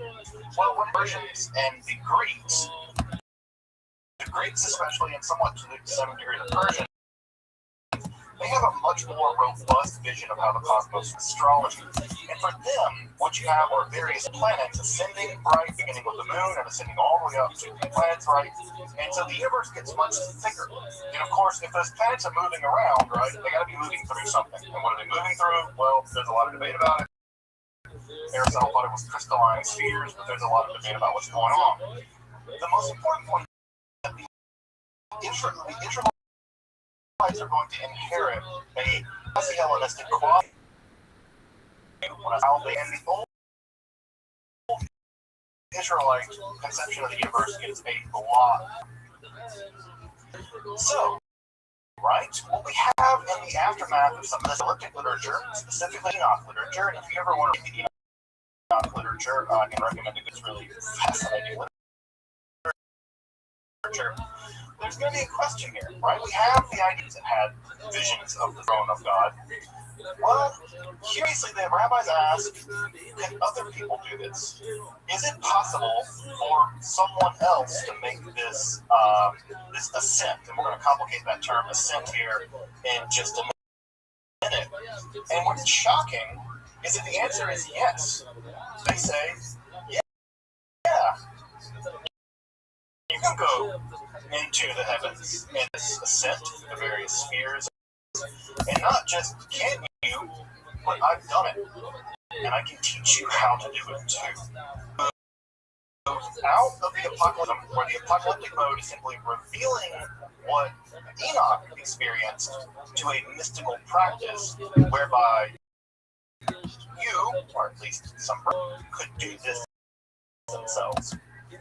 Notice that difference. One is literature, the other is the form of mysticism begins to emerge in the Persian and then the Hellenistic period, beginning at the very earliest in the 5th century BCE, but certainly by the 3rd century this is beginning to reach mature, and of course by the 2nd century it's reached its 2nd century of the Common Era is probably reaching its apex. We typically now refer to this literature, and many of the medieval Jewish folks did, and many folks in the Talmudic period do as well. They refer to this type of mysticism as Ma'aseh Merkavah, which typically we take this to mean something like doing of the charity. Notice the word Ma'aseh in Hebrew has a sense of you doing something, right? You're not reading about it. You're not reading Enoch. You're trying to go on the same journey that Enoch did. The idea here is this is a form of spiritual journeying. Now, this kind of literature is typically referred by, but it always refers basically to the same kind of mysticism. In one form of mysticism, we refer to it as Merkavah literature. The word chariot. And the reason why it's called chariot literature is because God's throne is typically imagined to be be a kind of winged chariot. Now, let me find the Persian period coin. Remember this coin I showed you guys a couple weeks ago, right? Notice that this is probably Yahweh, right? Notice what Yahweh is. It's a chariot, right? Right? And it has a wings, right? It's not being pulled by horses or whatever. It's a horseless chariot, right? It's a God has a Tesla or whatever. Right? So anyway, God's being pulled on, and this is a winged chariot. Notice this is also God's throne. So when we say Merkava mysticism, what we mean here is that these mystics are taking or attempting to go into the throne room and have a vision of the divine chariot, which is also God's throne. It's kind of convenient. The throne is also a chariot because they can get around, I guess. The other name for this form of mysticism is Hechal literature. A Hechal in classical Hebrew is a temple, but it can also mean a palace. And so the Hechal literature focuses on the journey, not the destination. Right? It's all about which one you want to focus on here: the destination, the throne of God, or the journey, the palaces of God. And what we get in this literature, this Hechal literature, is very complicated descriptions of the various chambers or palaces that are that the mystic must go through in order to get to the throne of God. Because again, imagine that this is a king living in a kind of, you just don't go into one room. God doesn't live in a one-bedroom efficiency in Brooklyn, right? God lives in the big complicated palace, and you have to go from the outer layers of the palace to the inner, to the inner, to the inner, to the inner, and eventually you reach the innermost layer, the inner sanctum, where God's throne is. And so you have to pass through these various palaces. Now, that's not easy. And the reason why it's not easy is that these palaces are occupied by all kinds of angelic beings who they do not want you there. You're not supposed to be there.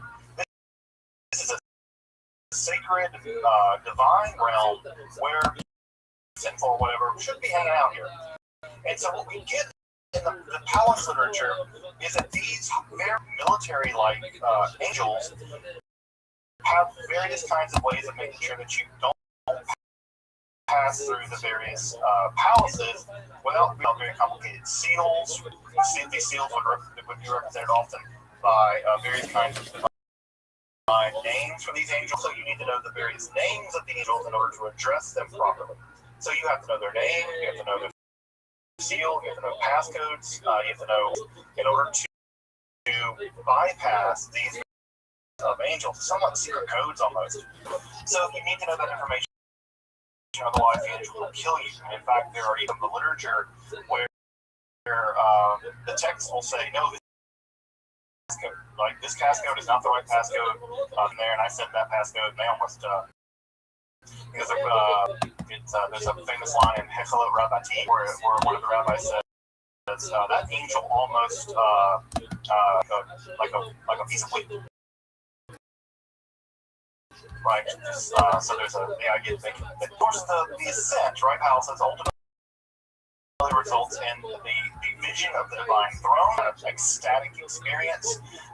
These ecstatic experiences are often encoded in some of the poetry that gets in the Merkava literature. And what's even more fascinating, and this is where it's incredibly controversial, as you might imagine, can sit on the divine throne. A couple of instances where people sit on the divine throne and they are transformed into angelic-like beings. This, in fact, happened to Enoch. Enoch he was allowed to sit on the divine throne, form Enoch into a divine angelic being known as Metatron. And Metatron actually becomes the angel of the throne.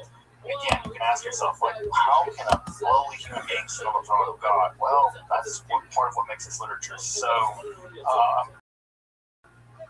That's part of what makes this literature so shocking.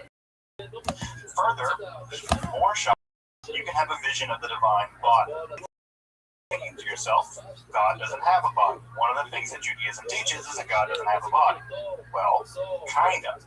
God in this literature does have a body, and God's body can be measured. God's body can be measured.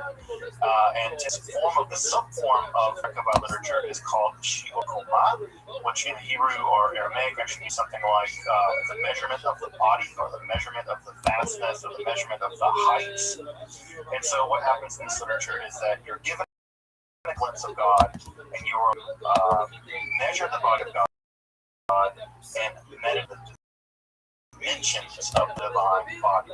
I'll show you an example of it in just a moment. So this form of mysticism is genuinely weird. What we have often are phenomenological reports, which is to say we have the mystics who actually give us a report of what they experienced. We have advice from other mystics actually telling other mystics how to do this and how not to do this. We have advice entering into this, including some idea of kind of techniques that they may have used in order to induce these visions. And there's a literary flair. These documents are very well written. They are intentionally trying to be perhaps provocative.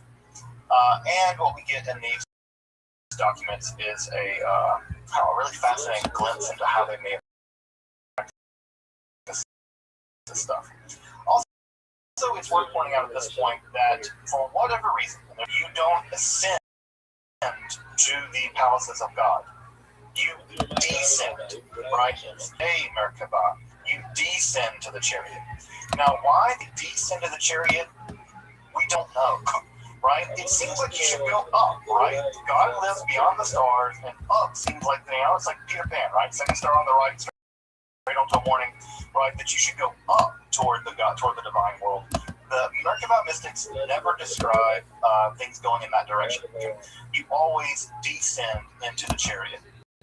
Now, why that is, we don't know. I typically think that it might have to do with a kind of taboo that you don't describe the ascent because you're unworthy of ascent. But you can, for instance, in the Hebrew Bible, sometimes the wrath, right, to bless, can also mean to curse if used in a euphemistic way. Job's wife tells Job to bless God and die. But what she really means is curse God and die. And if you read it in translation, you say curse God because it's used in a kind of unusual way. So that may be why that you descend to the throne as opposed to ascending, but we don't know why they chose to describe it as a descent and not. Just to give you some idea of the main texts of the Merkabah literature, First Enoch is often described as is typically described as an apocalyptic piece of literature, but it heavily features in Tudor along with the visions of Isaiah and the visions of Ezekiel. Those become the groundwork for the kind of later, very Baroque visions that we'll get in the Merkabah literature.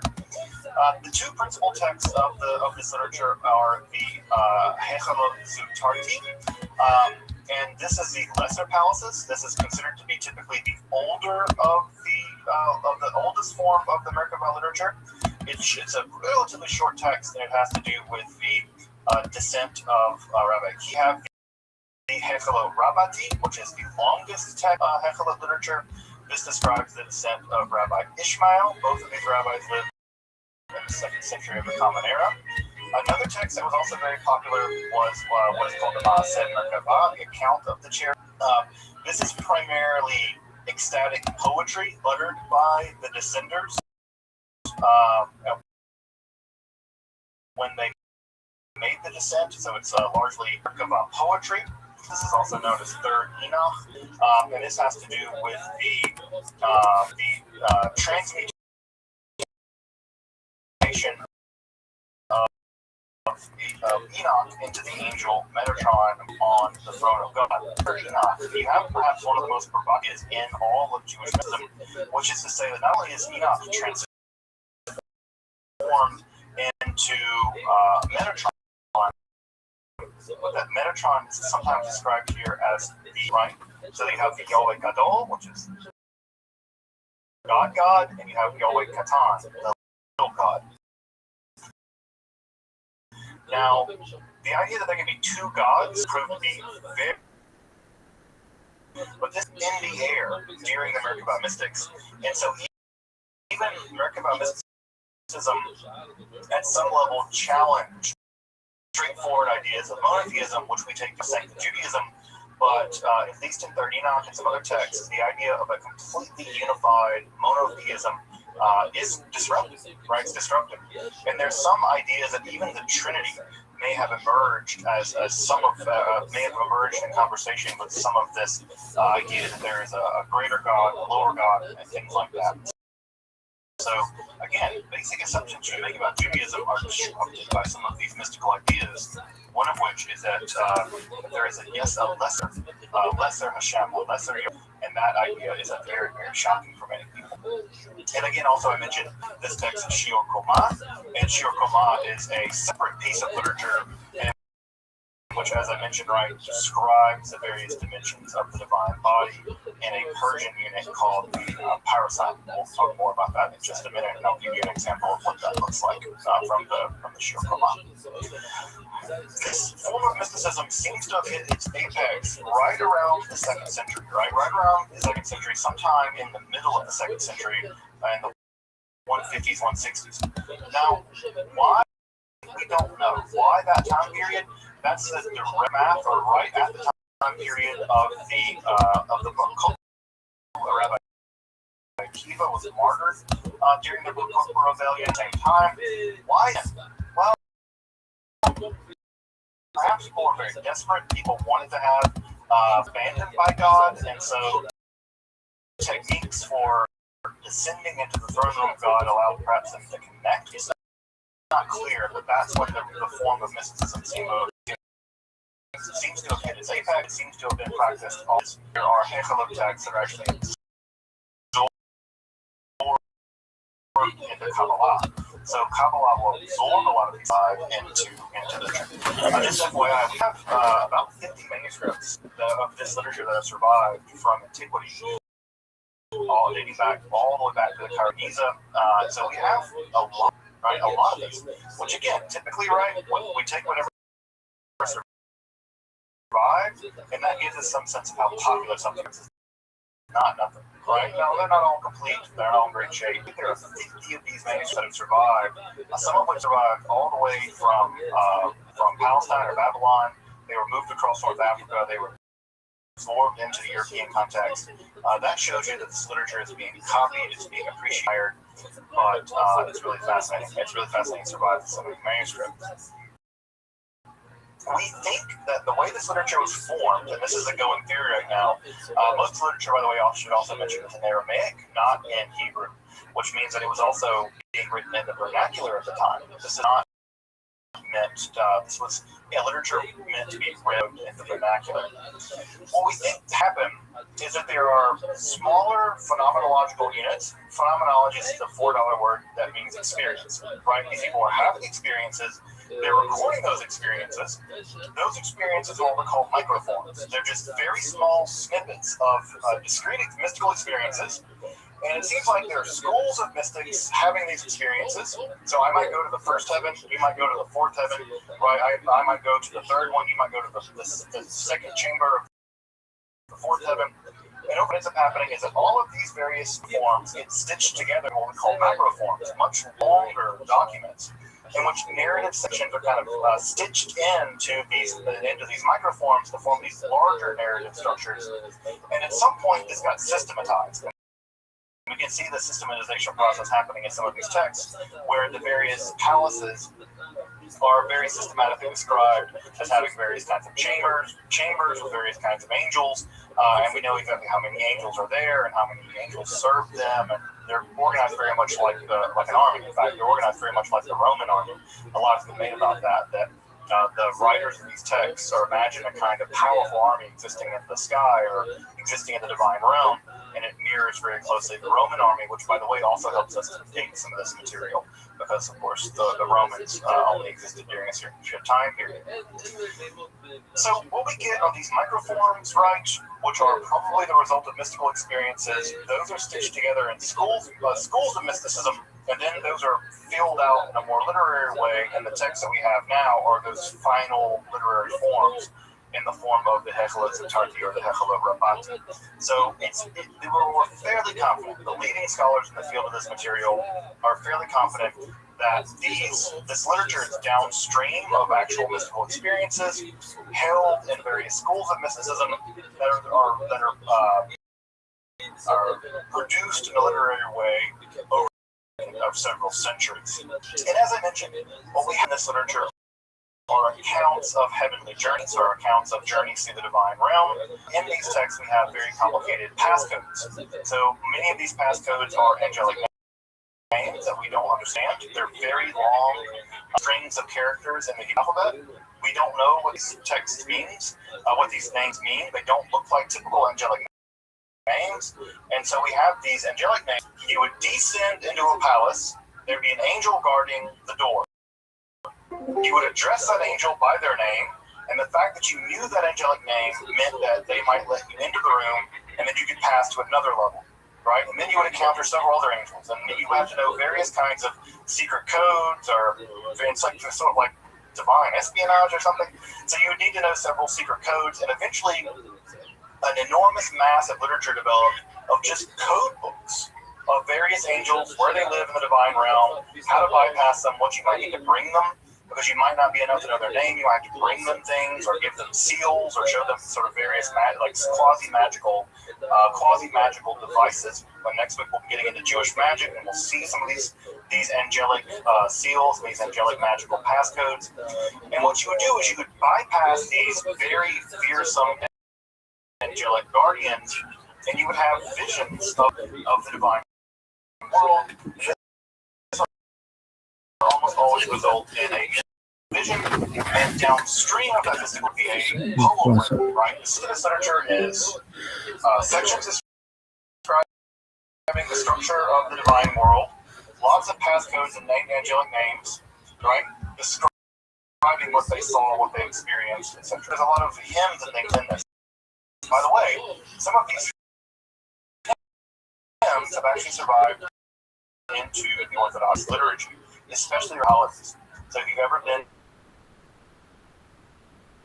in liturgy, there are survival of these hymns, these Merkava hymns in there, and you might immediately know why, right? Because think about what's happening in Yom Kippur, right? You are literally of the divine palace, and your prayers are in the palace, and it has a very Merkava feel to it, if you want to frame it that way, which I think would be a cool way of framing one's Yom Kippur experience as kind of approaching the gates of the divine realm, and kind of, right, it's terrifying. God can judge you. God can kill you. God's just figuring out what's going to happen. So it has a very kind of Merkava feel to it. I can pull some of those hymns up maybe next time. The most famous example of one of these hymns, one of the most famous examples of one of these stories that we have of the Merkava mystics, is the account of the 4 Pardes. So Pardes, and this is actually where they're right, Pardes means something like orchard. And what ends up happening is that we have this tale found for us in the Babylonian Talmud, and it's actually found several other places earlier in the Babylonian Talmud. The most famous version is found in the Babylonian Talmud tractate Chagiga. There's a lot of strange things in tractate Chagiga. It's about the holidays, the Chagim. And it's found at section 14b. What we have here is an account of 4 different rabbis from the 2nd century. Gold is called the Pardes. The Pardes is a kind of orchard outside of the temple, right? Outside of the palace. You can imagine, it's like the garden. They go in the garden, and what ends up happening is that Akiva, who's a is a typical hero in this form of mysticism, warns them that they're going to go into this garden and they're going to see an illusion, right? They're going to see pure marble, but it's going to look like water. And with the marble, you can't be wrong, right? It's a kind of maybe it's even like a booby trap or something that will weed out the weak or weed out the unrighteous when they enter into the palace. Now again, already in this piece of literature, Akiva's done this already. He's been there. He has an experience of seeing it and thinking to himself, maybe that's water. No, it's not. It's actually pure marble. And if he would have gotten it wrong, he could have suffered this fate as well. But what we're told in the story is that 4 of them go into the Pardes, and only 3 of them, right, or only one of them really emerges successfully. One of them dies, right? Looks, says water, and he dies. He's stricken dead. One goes insane. In fact, the phrase in Aramaic is he went outside. Benzoma went outside. And we have other accounts in the Talmud where Benzoma doesn't behave normally after this. There's a situation where one of his teachers comes near him, and in tradition, you're supposed to stand up when one of your teachers comes near you, and Benzoma didn't. And they say, what's wrong with Benzoma? It says he's outside. Right, and the idea is he never came back. He's had some kind of internal mental trauma in this experience. Even worse in some ways is the poor fate of Elisha. Elisha ben Abuya is a very famous rabbi of the 2nd century. What ends up happening is that Abuya actually bypasses the water illusion and makes it into the throne room of God. He was a very, very advanced mystic. He was able to make it all the way into the throne room of God. But what he sees there disturbs him. He sees a being sitting on the throne of God. Now, from Isaiah, we know that there is no forward, there is no backwards, there is no up, and there is no sitting for God. God doesn't sit down, right? That's one of the things we know from Isaiah about God. Well, Elisha sees this being, Metatron, this angel, sitting on the throne of God. And what is Elisha? The 2 powers in heaven. There are 2 gods in heaven, right? He declares that there are these 2 beings in heaven. Well, when he declares this 2 beings in heaven business, this is, for the rabbis at least, the most catastrophic heresy he could have committed. In fact, the phrase is he mutilated the shoots, or he severed the reeds. And this becomes a euphemism for committing heresy in Judaism. And all the stories about Elisha ben Abuya, many of which will refer to him simply as Acher, the other one. They won't even name him anymore. He's become such a heretic. And there are all kinds of stories in the Talmud where Acher, Elisha ben Abuya, doesn't even try to perform Jewish law anymore because he knows he's condemned. Never get into the world to come. In fact, when it says that when he died, smoke rose out of his grave. He was already being punished in his grave and in the afterlife. So he was punished already as soon as he died. What's interesting in the Talmud is that Metatron, remember the angel that was actually sitting on the throne of God, the angel Gabriel actually beats Metatron as punishment for sitting on the throne of God. And he's whipped, right? He's actually given lashes. And the phrase for the lashes is pulse de nora. He's given lashes of fire. And this idea of lashes of fire will actually go in to become a form of Jewish death magic later on in the Middle later on. It's not really in the Middle Ages. It's a little later than that. And we'll get to it next week when we talk about Jewish magic, that there's an idea that you can actually call the angel of death to audit someone's sins. There's a significant sin found, they will be killed, right? They will be punished with the pulsa de nora, the pulse de nora. And one of the first times we have this idea of someone being beaten with fiery lashes is this angel, Metatron, being whipped with fiery lashes by the angel Gabriel. So you can see there's a lot of drama in all this, right? You got angels beating other angels. You got dudes getting into heaven, seeing 2 gods in heaven. There's a lot of stuff going on here. By the way, that idea that there are 2 gods in heaven, we already see that idea in 3rd Enoch, where the idea that Metatron Enoch is transformed into an angel that is sometimes referred to as the Yahweh Katan, little Yahweh. And again, it's clear that the rabbis are pretty concerned about this whole business. And again, the Talmud may be a reaction to it, although it's clear that Rabbi Akiva, perhaps one of the most famous rabbis in the entire Talmud, is taking people on these mystical journeys and warning them of the various perils along the way, although his warnings unfortunately aren't heeded and people end up going crazy and dying. Perhaps the most famous Merkabah mystic in Merkabah mystics is St. Paul. Paul in the New Testament, in a very oblique way in 2 Corinthians, he actually says he knew a guy who 14 years ago was raptured up, taken up to the third heaven. This is a pretty clear reference to some kind of Merkabah literature, or some kind of Merkabah practice. And so it seems that Paul himself, right now he says, I know a guy to himself. It seems like Paul may have been some kind of Merkabah practitioner, and it may case that his vision of the resurrected Jesus to Damascus, it may have been part of some kind of Merkabah experience, right? That he's seeing something. And so if it's the case that Paul is seeing various kinds of things, he's going into these various heavens, he may himself have been a practitioner of this form of mysticism, and it perhaps, if a very famous rabbi can see two powers in heaven, it's not that unsurprising that Paul would have thought perhaps what he was seeing, the resurrected Jesus, was also a kind of God too, right? That we have two gods, right? We have Jesus, the divine Jesus, as Christ, and we have the Father, right? That's two. Now we get the Holy Spirit later as well, of course. But this idea of two powers in heaven is already percolating at some level in rabbinical Judaism, and that when we see the notions of that Christ could be God and the Father could be God, this idea is not so out of the wheelhouse of what was possible, right? Now, I say possible, I don't say acceptable, because the rabbis clearly had problems with that, but it's at least in the wheelhouse of the literature at the time, right? It's at least in the wheelhouse of the literature at the time. Now, as I mentioned, right, earlier on, perhaps most shocking, I would say most shocking, perhaps the most shocking form of mysticism is this business in Shiur Koma literature, where in some accounts, right, you're given a vision of the divine throne, and you kind of have an ecstatic prayer. You utter an ecstatic, you have this vision, and you utter an ecstatic hymn or prayer psalm, and that's how many of the texts end. You sit on the divine throne, and you're transformed into an angel. By the way, Paul almost always talks about being transformed into what he calls a tsuke somatic, right? A spiritual body.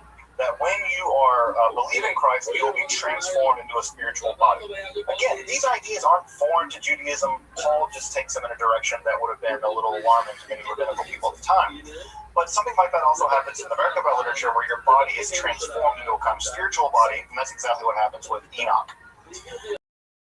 And another version of what sort of the final outcome of all this is that you're given the ability to measure the divine body, or you're given the ability to measure the divine body in a Persian unit called the parasong. Now, they picked the parasong because the typical unit of measurement in the Israelite world was the cubit.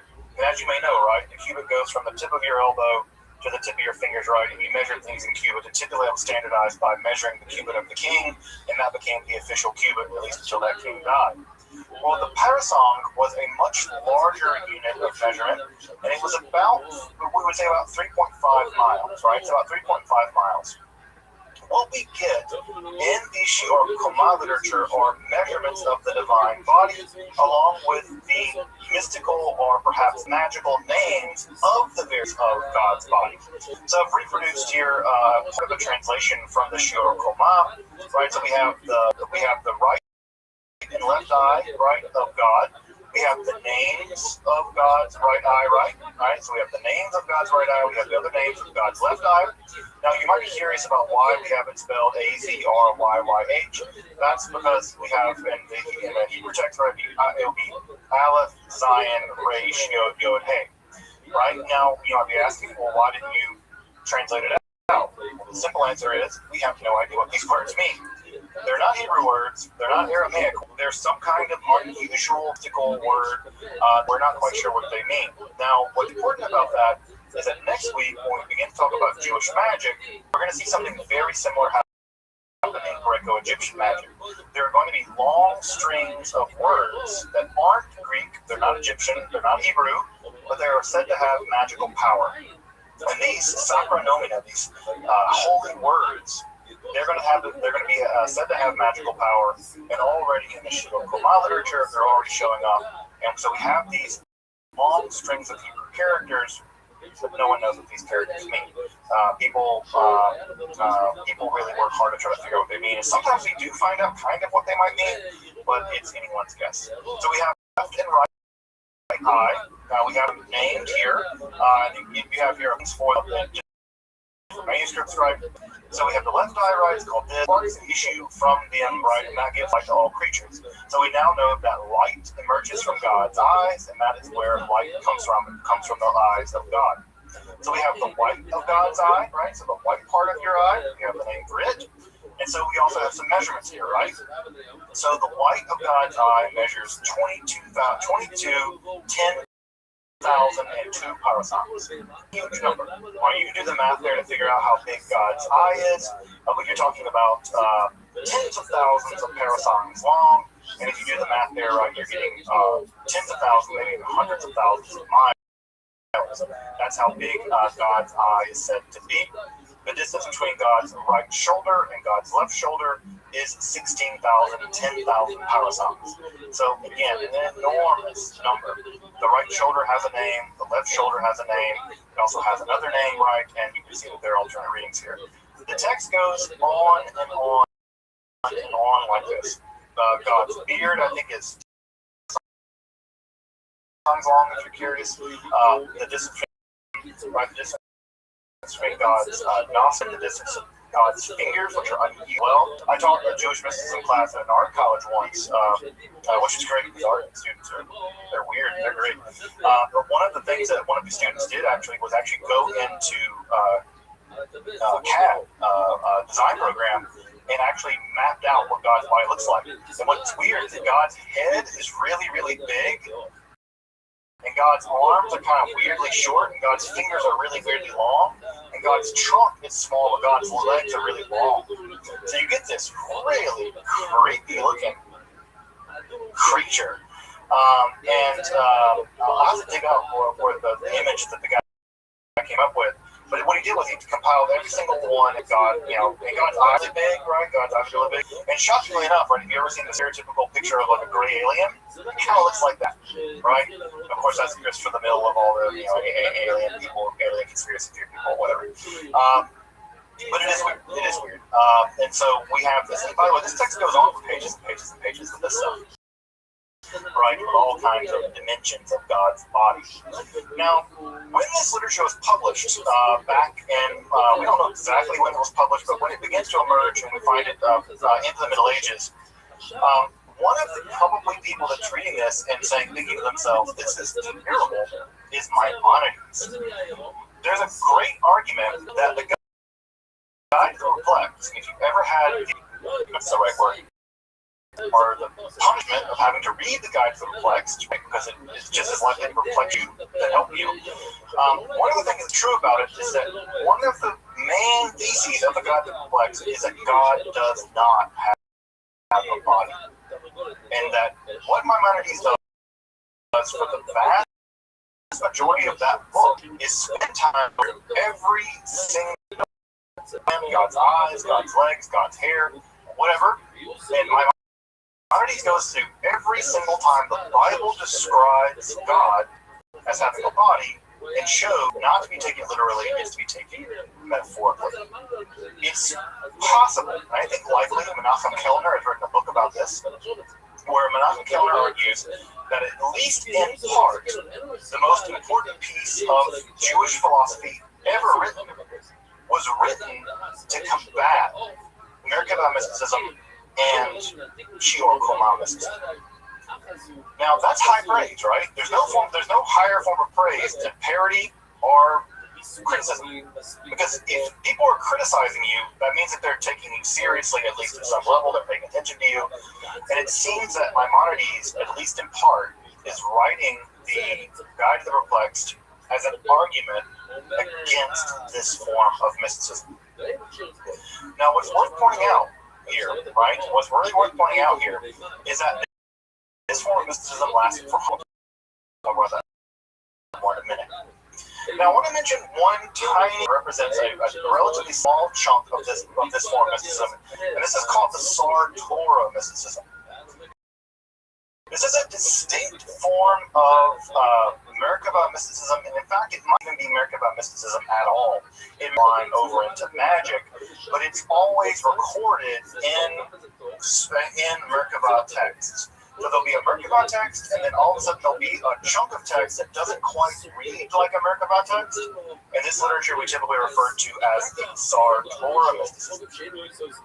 Sartora mysticism is unlike the Merkaba mysticism, where you descend into the divine realm to learn various kinds of secrets.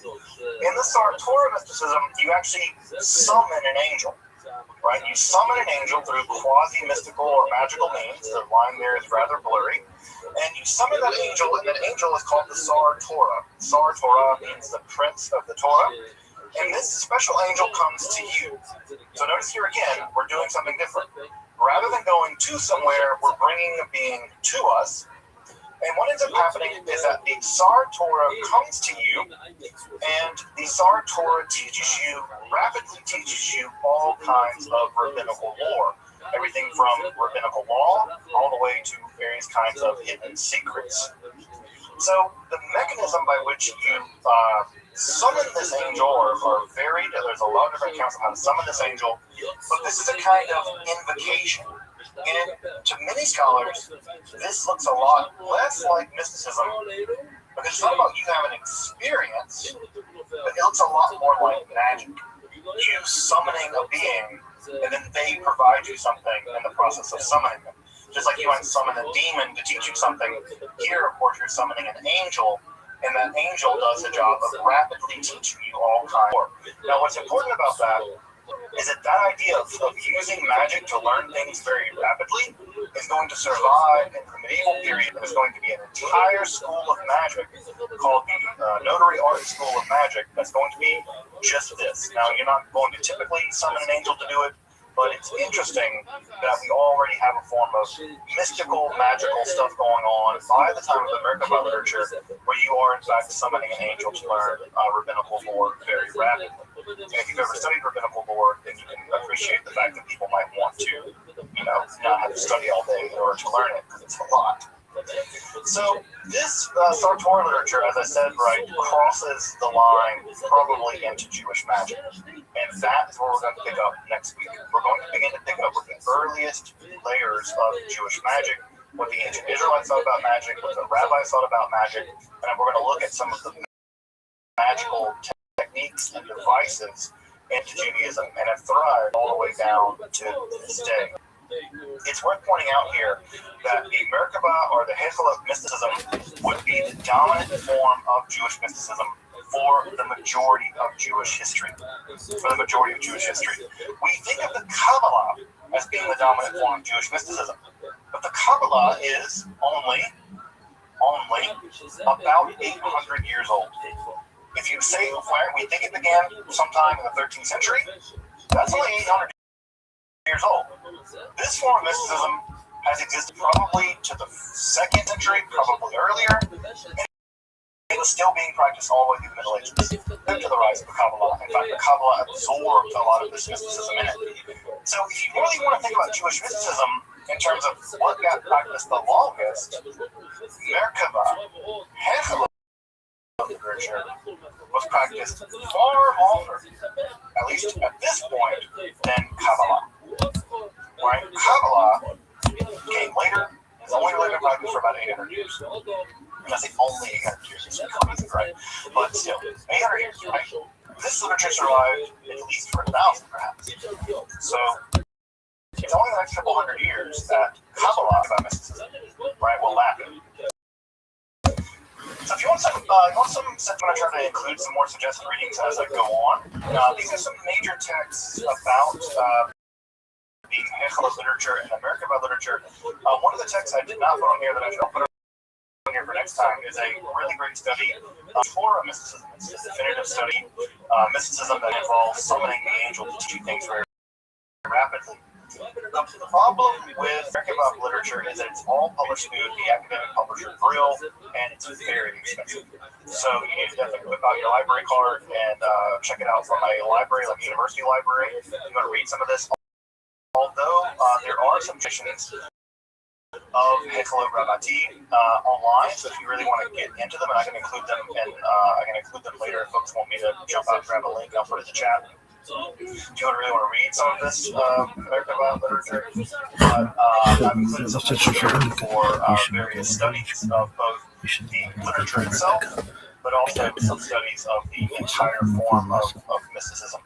And so I can include a link to, I can jump out in just a moment when we do some questions and answers. I can jump out and grab a couple links to folks if you want to check out the Shiur Koma, the measurement of mysticism, or the Hechelot Rabati, the largest text of the American Bible tradition. Now this week we have a bridge to Jewish magic. We're going to talk about the connection between Jewish mysticism, a bridge to Jewish magic, and Jewish magic is going to be a huge part of Jewish mysticism. In fact, when you talk about Kabbalah Ma'asit, right? Kabbalah Ma'asit is just basically Jewish magic. Practical Kabbalah, the doing of Kabbalah, the practical Kabbalah is in fact just the code word at some level for Jewish magic. And it's to that topic that we will turn to on Wednesday, weirdly enough, like 3 days from now. We will turn to that on Wednesday, and we will pick up with Jewish magic. Welcome back, and thank you for joining me as I...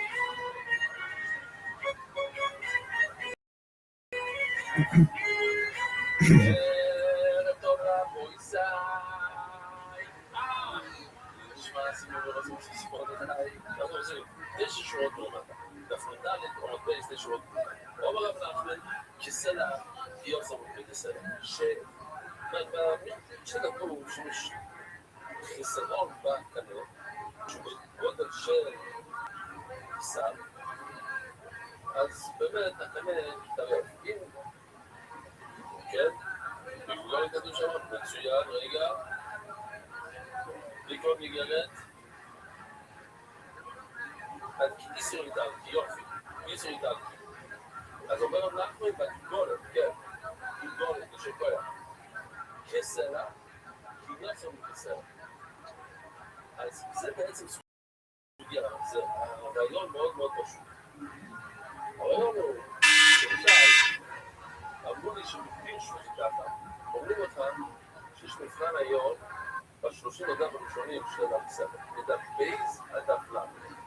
עכשיו, אבו שוקף את המבחן לא יודע בדיוק האם הוא צריך לחזור טוב טוב עד דף ל' מדובר, זה עד דף ל', האם אתה נבחר עד דף ל' מדובר. ומשתגרו זה אותו דבר, שמבחנים גם עד דף, אז לפעמים, ומשתגרו זה כן. אם אומרים בסעיף א', עד למד, אז למד זה בכלל, והגרום הזה לא. זאת אומרת, האם יש כל הקטע הראשון, ודף בית, עד דף קופטס ודף ספרי גולדמן, השאלה היא רק על מה שאנחנו מסכים, דף למד. ומה שכתוב, עד כאיסו, כסלע, לא משנה מה, עד הדבר הזה. עכשיו, השאלה, האם זה בדיוק, האם הסלע, זה בדיוק כסלע, האם זה נחשב כפחות מסלע, ולכן זה לא טרף, או זה נחשב יותר מסלע. אז אנחנו אומר שהסלע זה נחשב יותר מסלע. למה? אבא, כיסו, כיסו, כיסו. אבא בסוף הרב נחמן. תודה. אומר הרב נחמן, כיסו, כיסו, כיסו. כי יש זה מכיס, זאת אומרת, החלק שאנחנו אומרים, הכמות שאנחנו אומרים, בכלל, באיסור, אבל כאן זה גם אסור. יש לנו קצת וידאו להסביר את זה.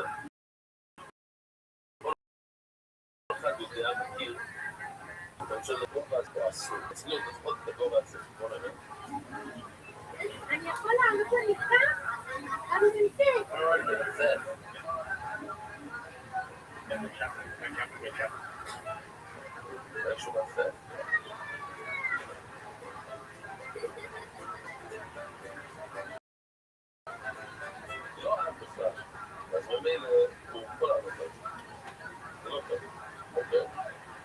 אז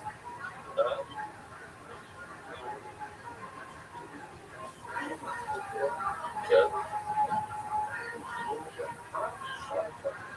היו מובילים שעד שם זה גמור, ולא כל לא עד לך. אוקיי, עכשיו אני מולדת שאל, מה נגיד שאלות, אתם תספרו איתי, אני לא ספר, לא נגיד שאלה, סתם זה עוד מספר. עד שנגיע לשאלה, אני רוצה לעשות משהו. היית אומר לבשר. איך אתה אומר לי שאת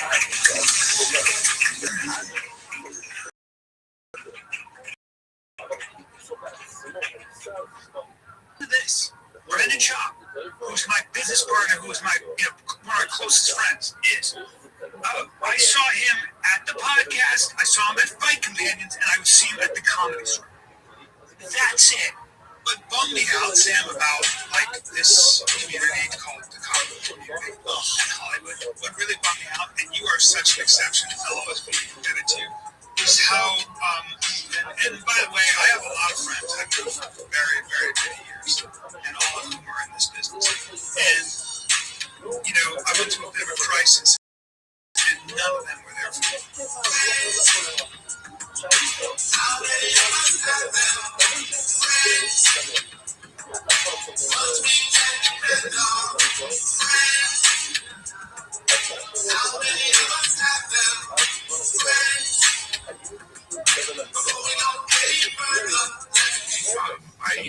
I do know how it looks with all the stuff that's been said and the emails that have been put out there, and none of them are still there for me in any way, in any capacity whatsoever. Oh, you don't have a job?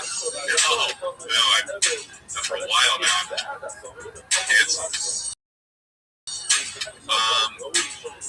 We didn't hang out with Chris.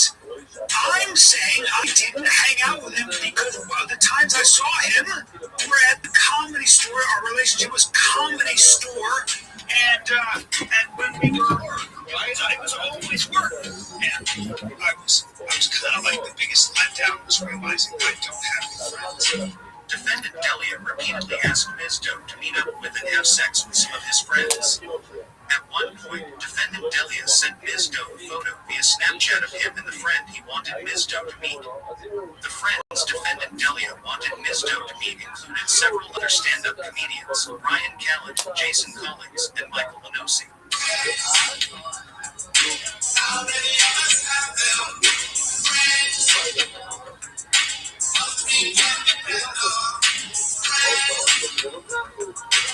I don't know what the implication was, where I said I went to dinner, I went out to dinner with him once in 10 years or something like that.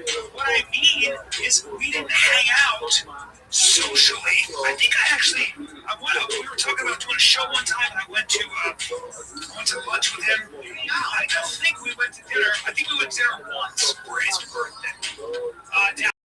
Downtown. I mean, that's what happens as you become an adult. You're not hanging fucking out. You're not palling around town. It's not how it works. You don't have time.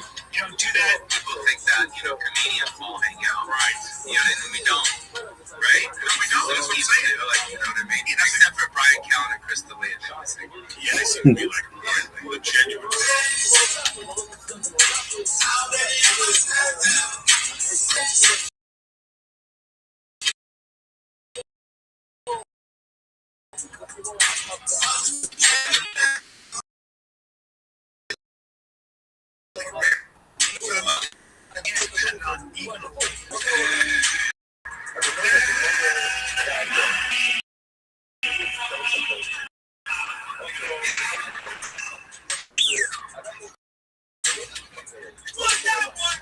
Just comes.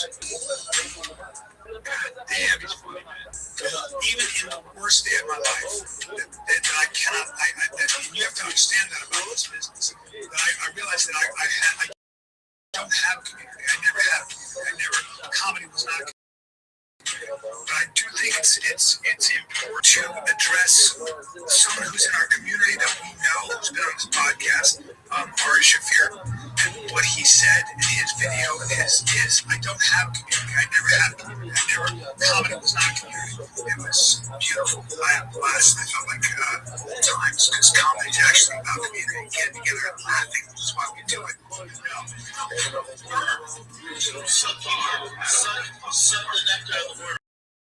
I sent him a long text about how I just found it really offensive, and I regretted sending the text. I even said to him, I go, because we got into it a little bit, and I realized I said I don't know you that well, and I'm actually regretting I even sent the text in the first place. What am I doing? It made me sad, and I don't.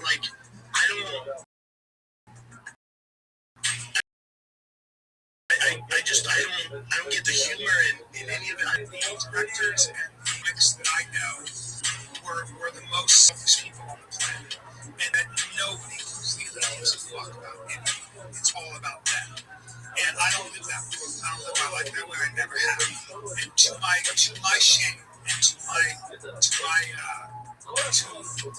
my detriment, because it's like I think life should be about teamwork. I think we should all be there for each other. I think we should all be there to support each other. I think we should all be there to fucking really help each other no matter what. You know, what's important is that we haven't spoken to Chris. And we've never been on the road with him. I was on the road with him about 14 years ago once when he was, just beginning. But I've never been on the road with him. I was on the road with him about 14 years ago once when he was, just beginning. But I've never been on the road with him.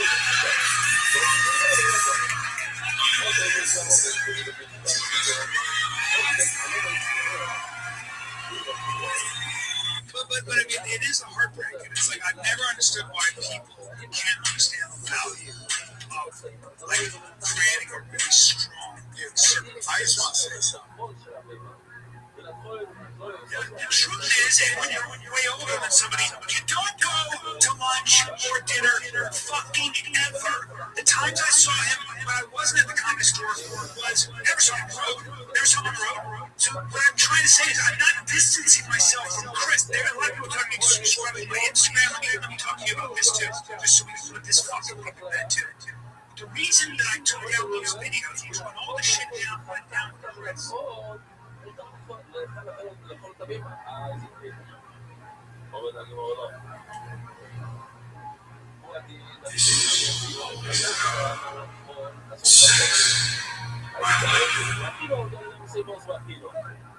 There's something called common decency, and this was against common decency.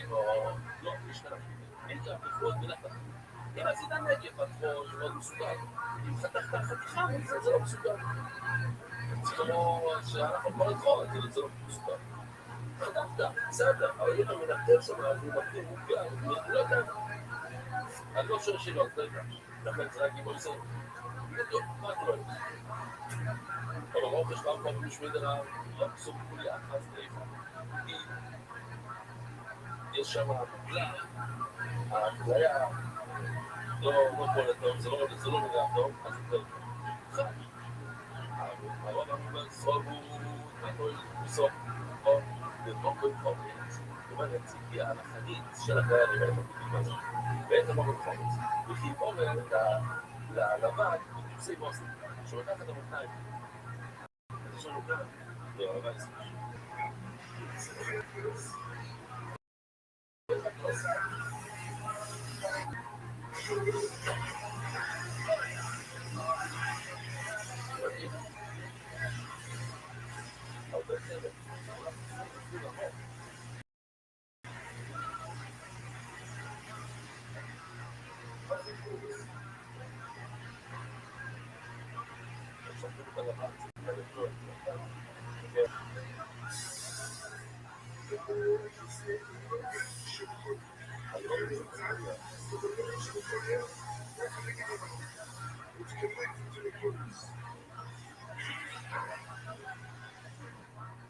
אז על זה אומרת הגמורה, ששם זה נהיה חולה, בחבית שם.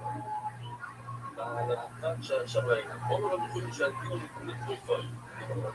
שאלתי שאלה, כל הרבנים תרופות, כאילו, במקריפים בימות, הם יודעים את ההלכות של פלייפוס, של האוטיסמות. בואו נבין, יחסו במוחש מהמוחש, שדיה של עבודה איזה פלייפוס.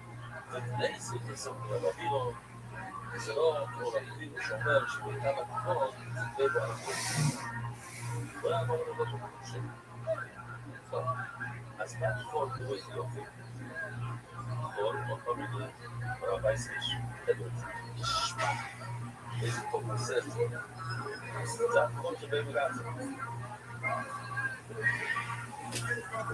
If we go for we have someone else to say, yeah, we've been doing this page 186 days, 141 days in GTA 6.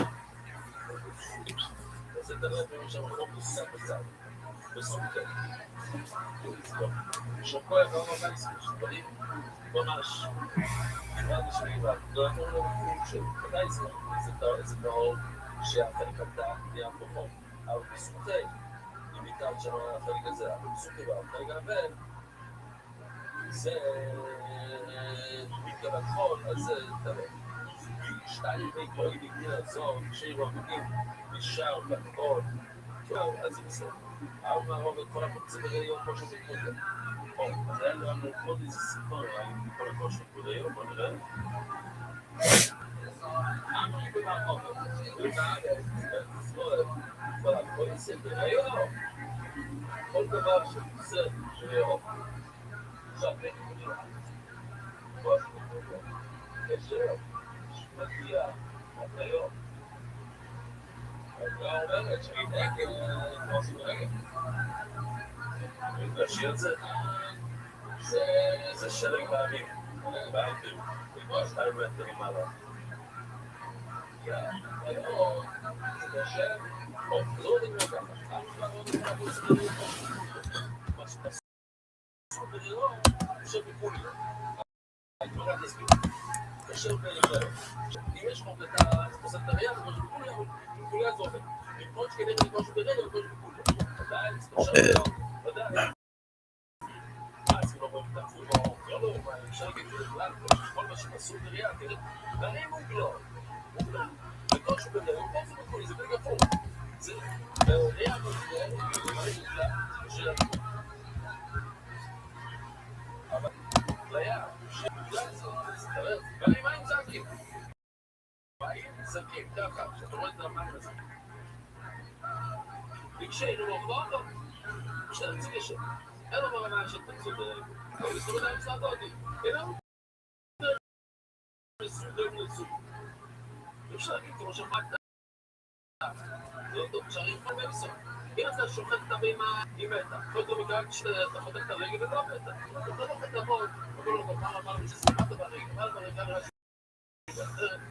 אבל יצא. מה שאתה אומר שאתה מוצא מים ממש זקים, זה קשה.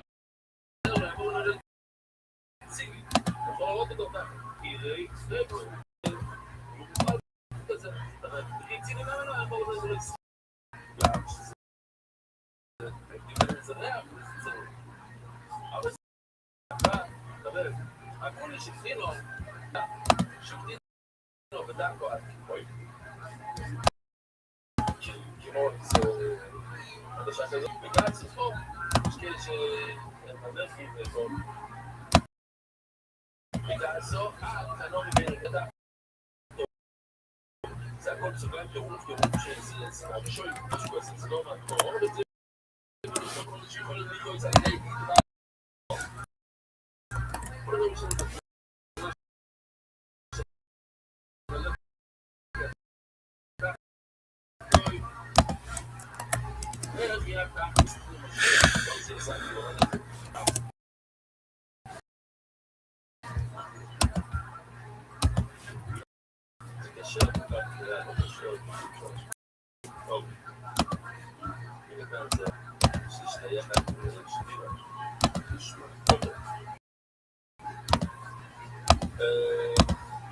אז אני חושב שאומר לי קצת נכון, בן אדם, אין לו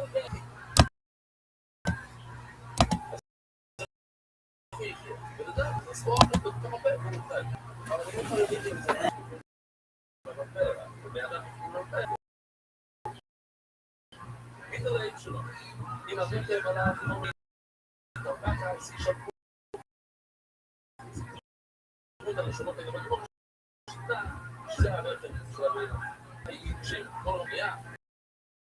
שהיה פחד קטין על הבימה, אז איך אנחנו יודעים, אם כסף הוא סופו של סוף. כדי שומע, אם נקטע איזה משהו ברק, אז סגרה והשמיים, זה קשה. ולידו, כשנעזורים להם אף כדי כל הבריאות, זה כאילו הגיע איזה, לא יודע מה, כאילו הגיע, שואלת הגמור, שירי ומדור זה מהבש. מה שכתוב בהבש, זה שמיים קשר, זאת אומרת, גם כל הבריאות זה גם קשר, זאת אומרת, זה לא. הוא היה ציב הכל. מה שכתוב, שבן אדם, זה להגדיל, בן אדם זה דרייפו, אז הוא אומר, כל הבריאות זה גם דרייפו, זה נכון. עוד שזה, הוא אומר, זה קשר, הוא אומר, זה דרייפו. תשמע, נסענו חלוץ כדי עוד או איפה. ולא זורם, אף כדי כל הבריאות שזה דרייפו. זאת אומרת, הוא החמיד. זה נכון. גם אם התחלנו אהב וכל זה גם מעט קורא, הוא הלך במפה. אז כשהתחלנו פריחת צומת רוצה להגיד שהבריאות שלהם הצטברו. מה זה שואל עם ראש? אומרו להם, זה בקאי, זה עשית. שיפלו גיבורי, מוכנים מהיום, תביא, חרס, לבן, הם עשו המתחיח. וחרס, קו, זאת אומרת, חרס לבן, שזה נותן פה.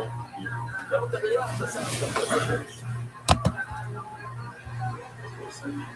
הנה.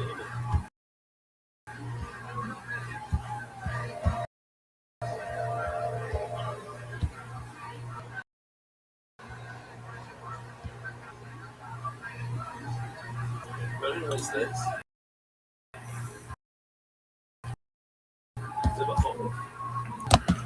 בחורף שמים כמו שלהם קודם, זה קרה בנשומיים אצל השור. והיא לא יקרה איפה, בסיפסון. אבל בחורף, כמו שראיתם שם כזה, אז המשיך לשקום ואני לא מה יום בשונה. כי פשוט החורף היה לפני הקיץ, זה משהו נתנו כזה. או הקיץ שיהיה לפני החורף. ולא המשך, נתחילו בייסטייס. השאיר זה שמצלימה בשעות, יד אותם שאירו, והנה הוא להזכיר לו, לא, מה זה כלום, בוא נתחיל את הסיפור הזה, אבל כן, זה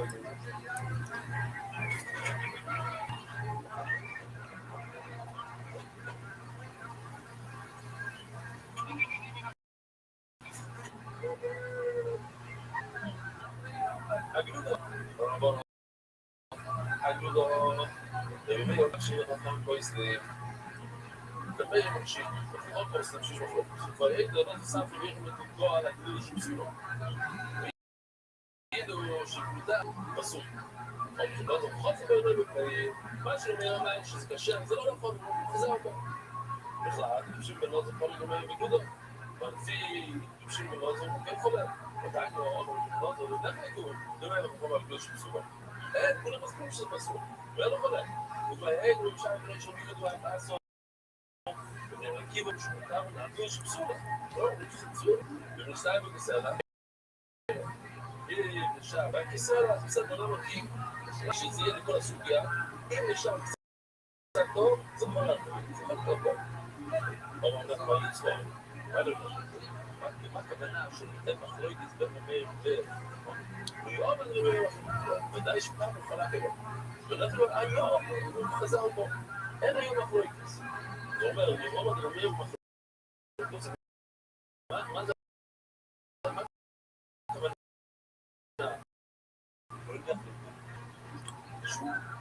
הרי ממיר באפס. זה החברים שמבין לצאת. לא, באפס.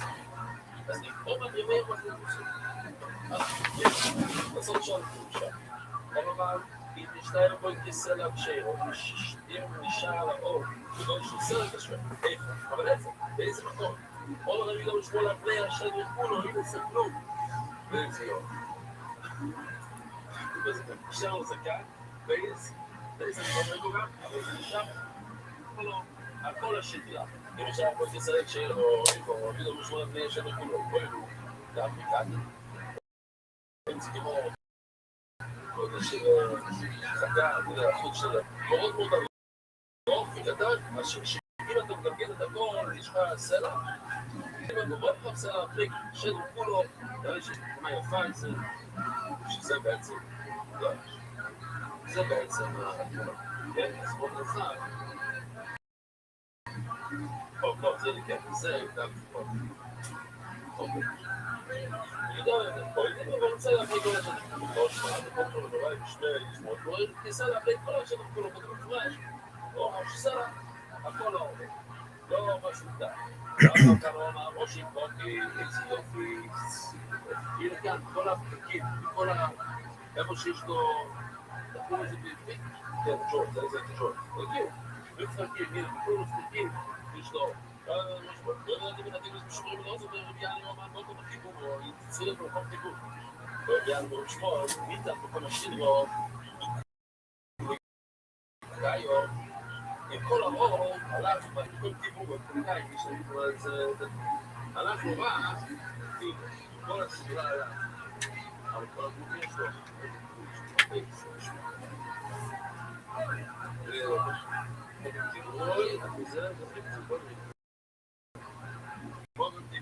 הכל קיים חיבור, האם זה, אתה רואה קודם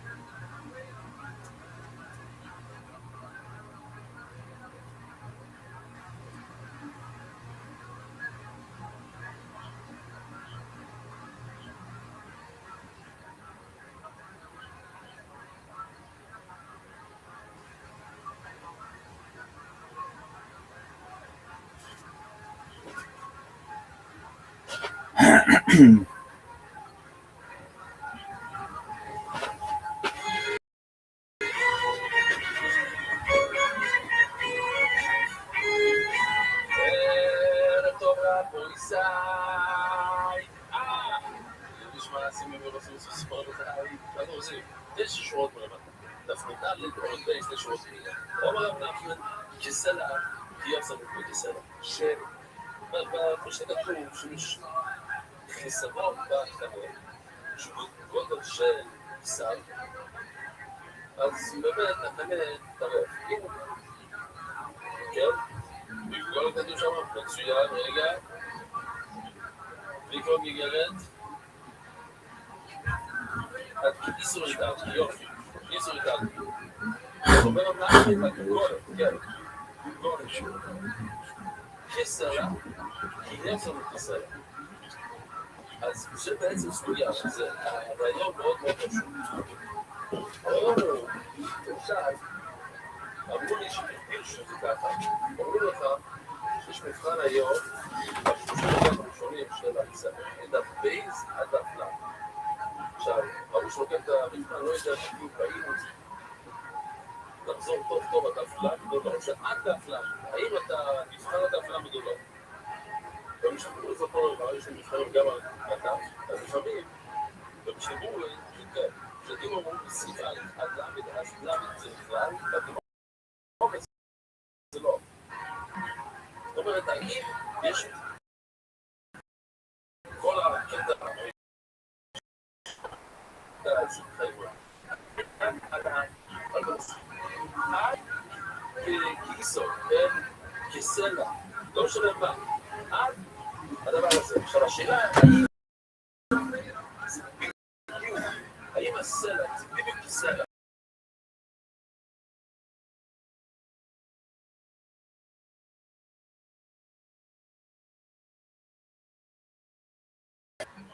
למה? אמרו, כיסו, כיוסו וכיסו. אמרו כיסו ולא נחמן, תודה. אומר רב נחמן, כסלע, כיסו וכסלע זה בגלגול. כיסו זה מקנא. כיסו וכיסו. זאת אומרת, למרות שאנחנו אומרים, זה בכלל באיסור. זאת אומרת, מכאן, ויותר זה אסור. אבל מכאן זה גם אסור. יש לנו קצת וידאו להסביר את זה. כל אחד יודע, מכיר, שרוצה לתת איזה מכתב, כתוב, הגובה הזה מכתב, או אסור. כאילו, אתה צריך להיות לפחות את הגובה הזה, בוא נראה. אני יכול לעלות למכתב? אני מנפת. זה שום אפשר.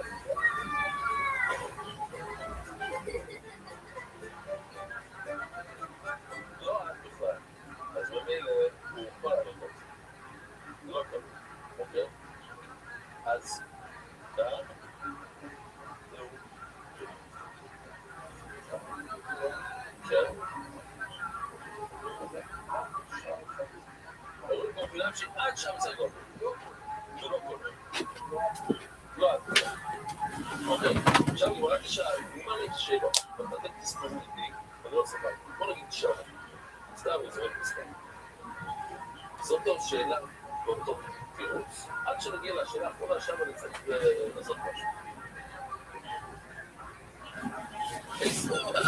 אסתי רוב ולא רוב. איך אתה אומר שאת, ולא את, זאת אומרת, אתה אומר, כיסו זה בסדר, אבל כיסו בעצמו, היסר זה כבר עבר את הגבול. איפה? חבל היועץ מלמידו, יש לך מידע, ויש לך חבל. עכשיו, חבל לא מקבל תגובה, אבל אם זה קשור, זה חלק מקטרי, אז כן מקבל תגובה. אז כתוב חבל היועץ מלמידו, הנה עוד פעם, כתוב במילה, חמיש עוד צורך אותו. עכשיו, אם זה קטן, אתה לא יכול לעשות את זה, אז זה טוב. עד 5 טפחים, עד 5 קילומטר, שאם זה בדיוק 5 טפחים, זה טוב. לא, אז רואים לא כמו רב לחמן. לא, 5 קילומטר, כמו שרב לחמן אמר. שהאיסו זה כמו וזה טבע. 5 זה טבע. מה אתה יכול לעשות עם חבל? 5? אז רש"י אומר דבר מאוד מעניין. אז בזמן הגמרא, היו קושרים חבל למיטה. היו קושרים כבש למיטה, ולקיים, מה שכתוב במסורת, לקשור את הכבש, אז המיטה לא יכול לעשות את זה משום מה. מעניין? כן, אוקיי, או בעיה, ממש מוקדם מקום שם. אותו שמה, ב5 ועד 10 אותו בחבל 5 טפחים ועד 10, עוד לא בדיוק עד 10. כששכאן נשאר כבר ראוי לקשור את המיטה, מה אליו? 10 קילומטר. רואה לי ש10, בדיוק 10 זה מותר. זה לא טוב. לא 10 קילומטר. טוב, זה לא היה דגל. לא, נשמע, הדגים של כלי חרס. יש לך כלים? ספורט, דני מאוד. תראי מכאן כאילו יסיים. הלמטה של הכלי. הלמטה. אתה. ודוקטור סיון והקירות שלו. לא ישמעו שלא יתוסובו. אם הם יכולים, יש כאן שבר כלי. האם הוא כאן לתום או לא? אז אם הוא יכול לעבוד מעצמו, הוא יכול לקבל משהו.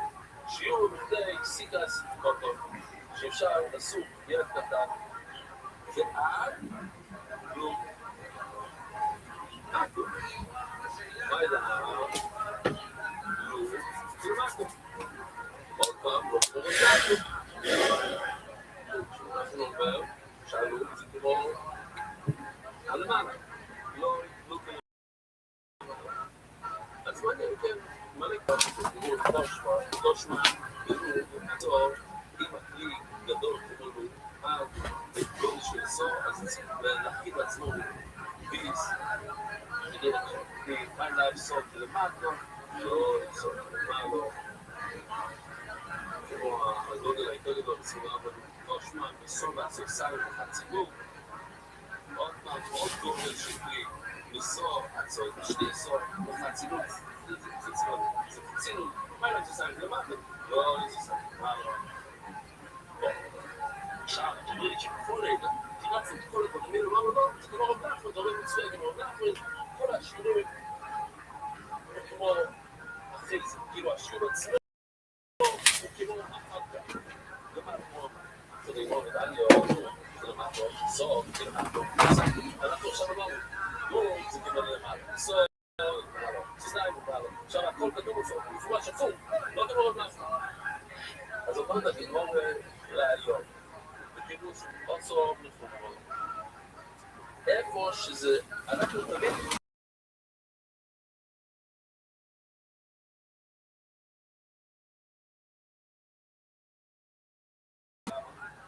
בואו, ויוצא עוד שוב. העולם, כל הזמן צריכים להחמיר. חוץ, איגריס, שסומים רבים. אישה, שכל הסומים של אישה, זה עניין של דרבנו. בדירה זה אין מושג איזשהו כסף. אם לא היה גוש ולא היה זה, אז זה כן. אז מה? עכשיו אתם מקפידים על זה. אז הם מקפידים צריכים, שם מקילים בשיעור, בדבר הזה.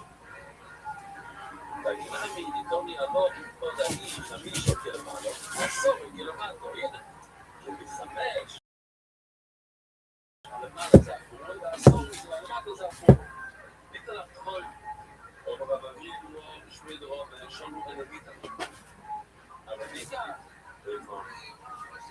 רגע.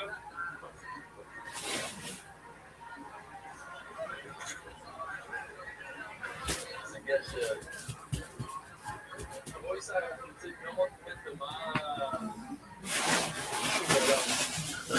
גשר בין שתי ערים. אבל באמת, צריכים לראות בערך.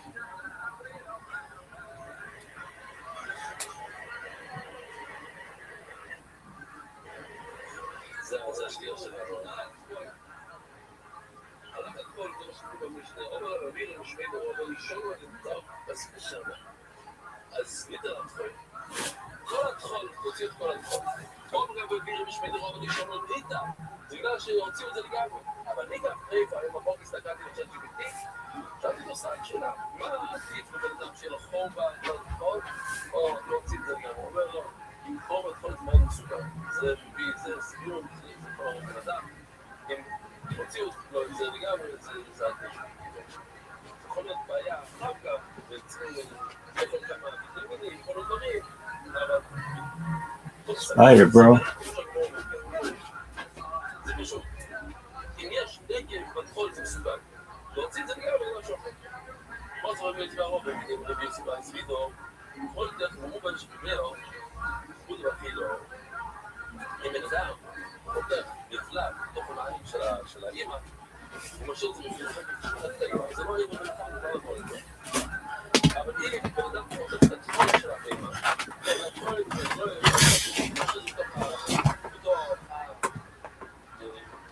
בתוך הבטן של האמא, אבל חבק את הקלדה, זה יהיה במלאכי שחבק את הקלדה. נכון, זה יהיה לפני, זה יהיה במלאכי.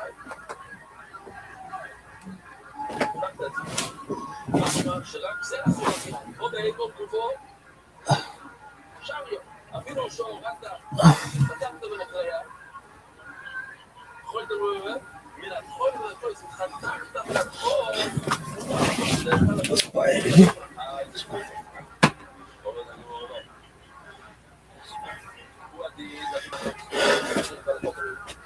הייתי תומרי שבוד באכילו, גם אני עושה בוס באכילו. אל תזיין, כי זה... רצינו שלשון נדומה להרש. ליבו איסי או... לא, יש כאן. אין כאן, לפחות, אם עשית נגף, אז זה מאוד מסוכר. זה לא מסוכר. זה כמו שהלקוחות זה לא מסוכר. פתחת, בסדר, אבל אם אתה מטוב שמה, אז הוא מכיר. לא יודע. אני לא שואל שלא, אני לא יודע. לכן זה רק אם הוא יצא.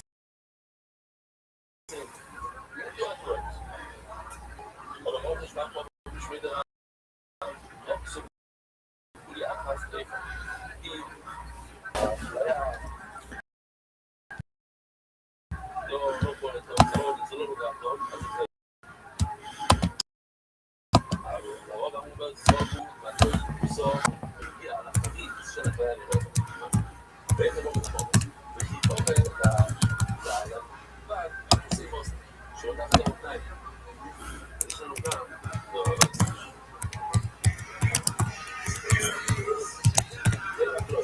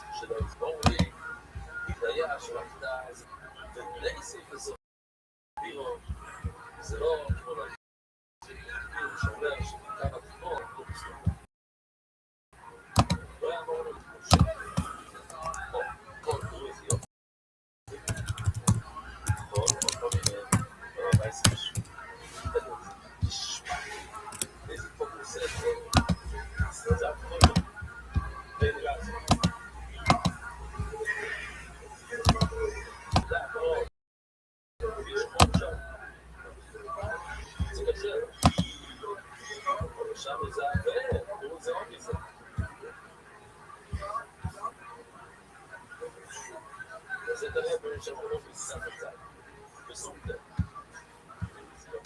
שבוע יבוא בבייס, דברים ממש נראה שנגרל, ואמור לכיוון שוודאי זה טהור שהחלק הייתה נהיה פחות, אבל בסוכה אם הייתה שם החלק הזה, אבל בסוכה והחלק הרבה זה מגפול הזה שתיים מקוי מדינה זו שירו מגיעים נשאר בכל כאוביה דינה אז זה בסדר אז מהרוב את כל הפוליסה בגלל כמו שבקול בו אז היה לנו עוד איזה סרטון על כל הכל שבקול בו בוא נראה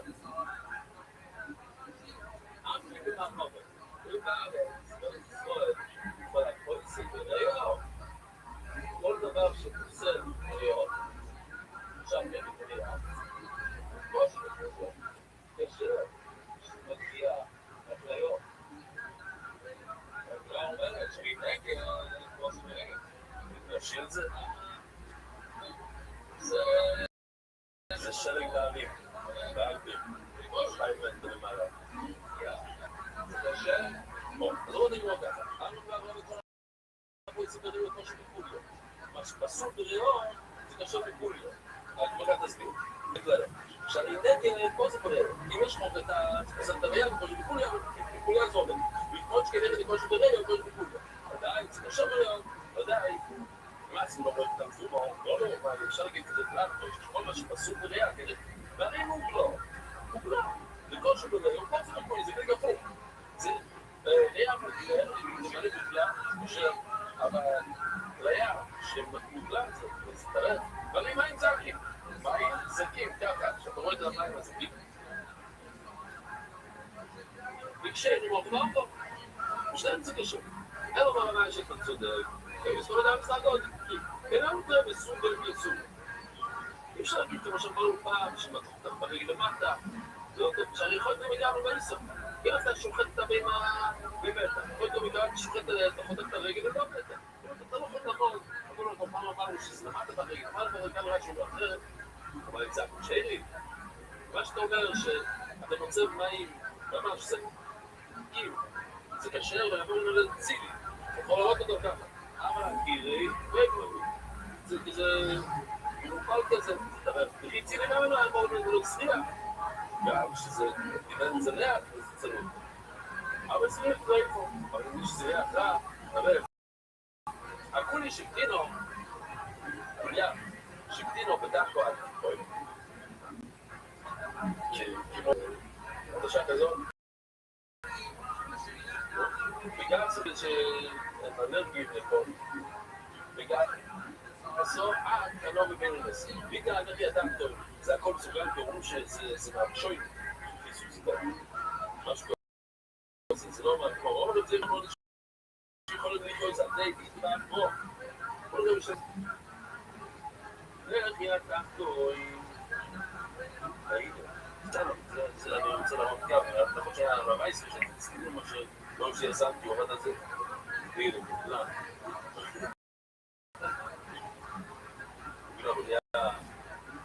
זה קשה עוד שלום טוב ומכאן זה שהשתהיה שטייר עומי דילה אוקיי אז אני חושב שיכול להיות קצת דלית המון בן אדם אין לו רכי אז איך הוא יחיה בן אדם מכניס לו אוכל כמו בן ולכלל אבל אני לא יכול להגיד את זה, אני אגיד דבר אם היא לא יכולה לחיות על זה שתקול מהרפאר ובן אדם תקול מהרפאר אז זה יפה היא תראה שלו אם הרפאר מראה כמו לא הגיע הרי היא תתקה עשי שם תראו את הראשונות האלה אבל כמו בשליטה שזה הרפאר של הבאמה וחרוסו בלי שומעים שם לא רבות איזו חרוסו שאם היה תקרים שהיה פחד פחדים לבאמה אז איך אנחנו יודעים מה זה אומר איזו חרוסו כל שצם שלה. לפני שומעים שהיא נקדה בעצם משהו, וקרה פה משהו, אז נזכרה מהשמיים, טוב, ואיפה. כשנוצרים להגיע, זה כאילו הגיע, זה לא יודע מה. כאילו הגיע, שעות החבור, כשנראה מאוד זה אחרי שכל, מה שכתוב הרי שבלי שומעים קשר, אז הוא אומר, גם כל הקריאות זה גם קשר, זאת אומרת, זה כאילו, הוא היה זה בכל, מה שכתוב, שבנדם, שהילדים בן אדם זה טרייפו, אני אומר, כל הבריאות זה גם טרייפו, זה לא חומר. או שזה, הוא אומר, זה קשר, או זה דבר. משמע, ניסה לי חמוס וללמוד או טרייפו, שלא זורם כדי כל הבריאות שזה טרייפו. זאת אומרת, הוא משמיד. זה לא חומר. למה הוא לא יכול... בכל זה ממש ברור, הוא הלך במוקם. אז התחלנו תכף למצוא לי קבוצה יהודית שהדעות שלהם סתמכו בראש. מה לעשות? זה ברור לי. ברור לי כך. בגלל דעות זה בגלל צייצים שכלי חיבורי, חלינו מהיהודים, דבי, חרס, לבן, שזה לא מסור במקביע. וחרס, כך, זה לא חרס לבן, שזה נותן כל. למה אתה ביד, אתה שם תוך כזה חרס.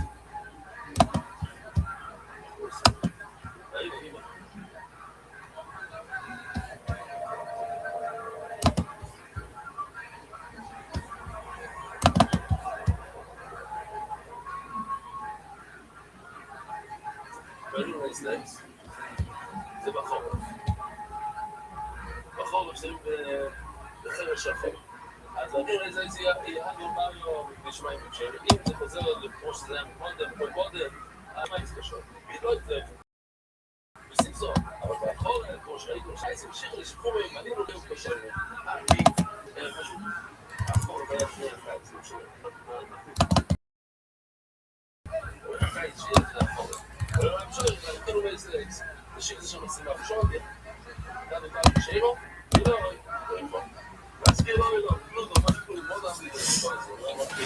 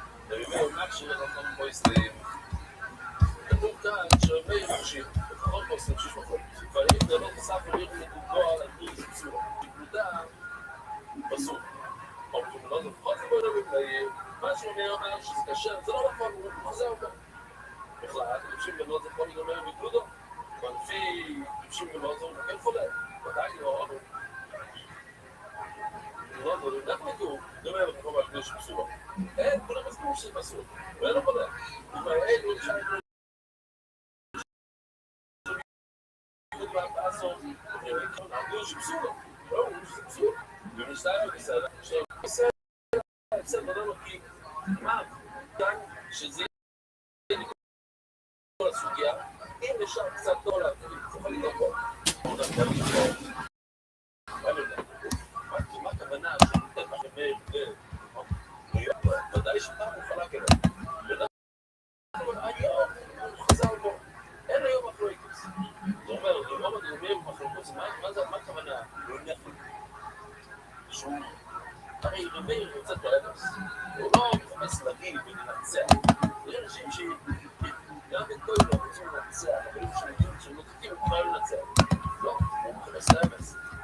אז לקרוא מדרבים לעשות שוט. או אמר, אם נשתער בו כסלע כשיר, או אם נשאר על האור, בגול של סלע כשיר, איפה? אבל איפה? באיזה מקום? או רבי דוד שמואל אבני אשר נרגו לו, אם יסתכלו, והצביעו. נשאר לו זקן, באיזה נקרא בו גם, אבל זה נשאר לו על כל השיטה. ונשאר לו כסלע כשיר, או איפה, או רבי דוד שמואל אבני אשר נרגו לו, בואי לו, דעת וקעתי. אין זה כמו גודל של חכה, אתה יודע, החוץ של חכה כזה. מאוד מאוד ארוך, וקטן, אשר שימותי מבקן את הכל, תשמע סלע. ונמצא אותה בסלע. ואם בקורא לך סלע, טריק שד וכולו, ראי שיש תמונה יפה על זה, שזה בעצם, לא. זה בעצם, אין תזמון אחד.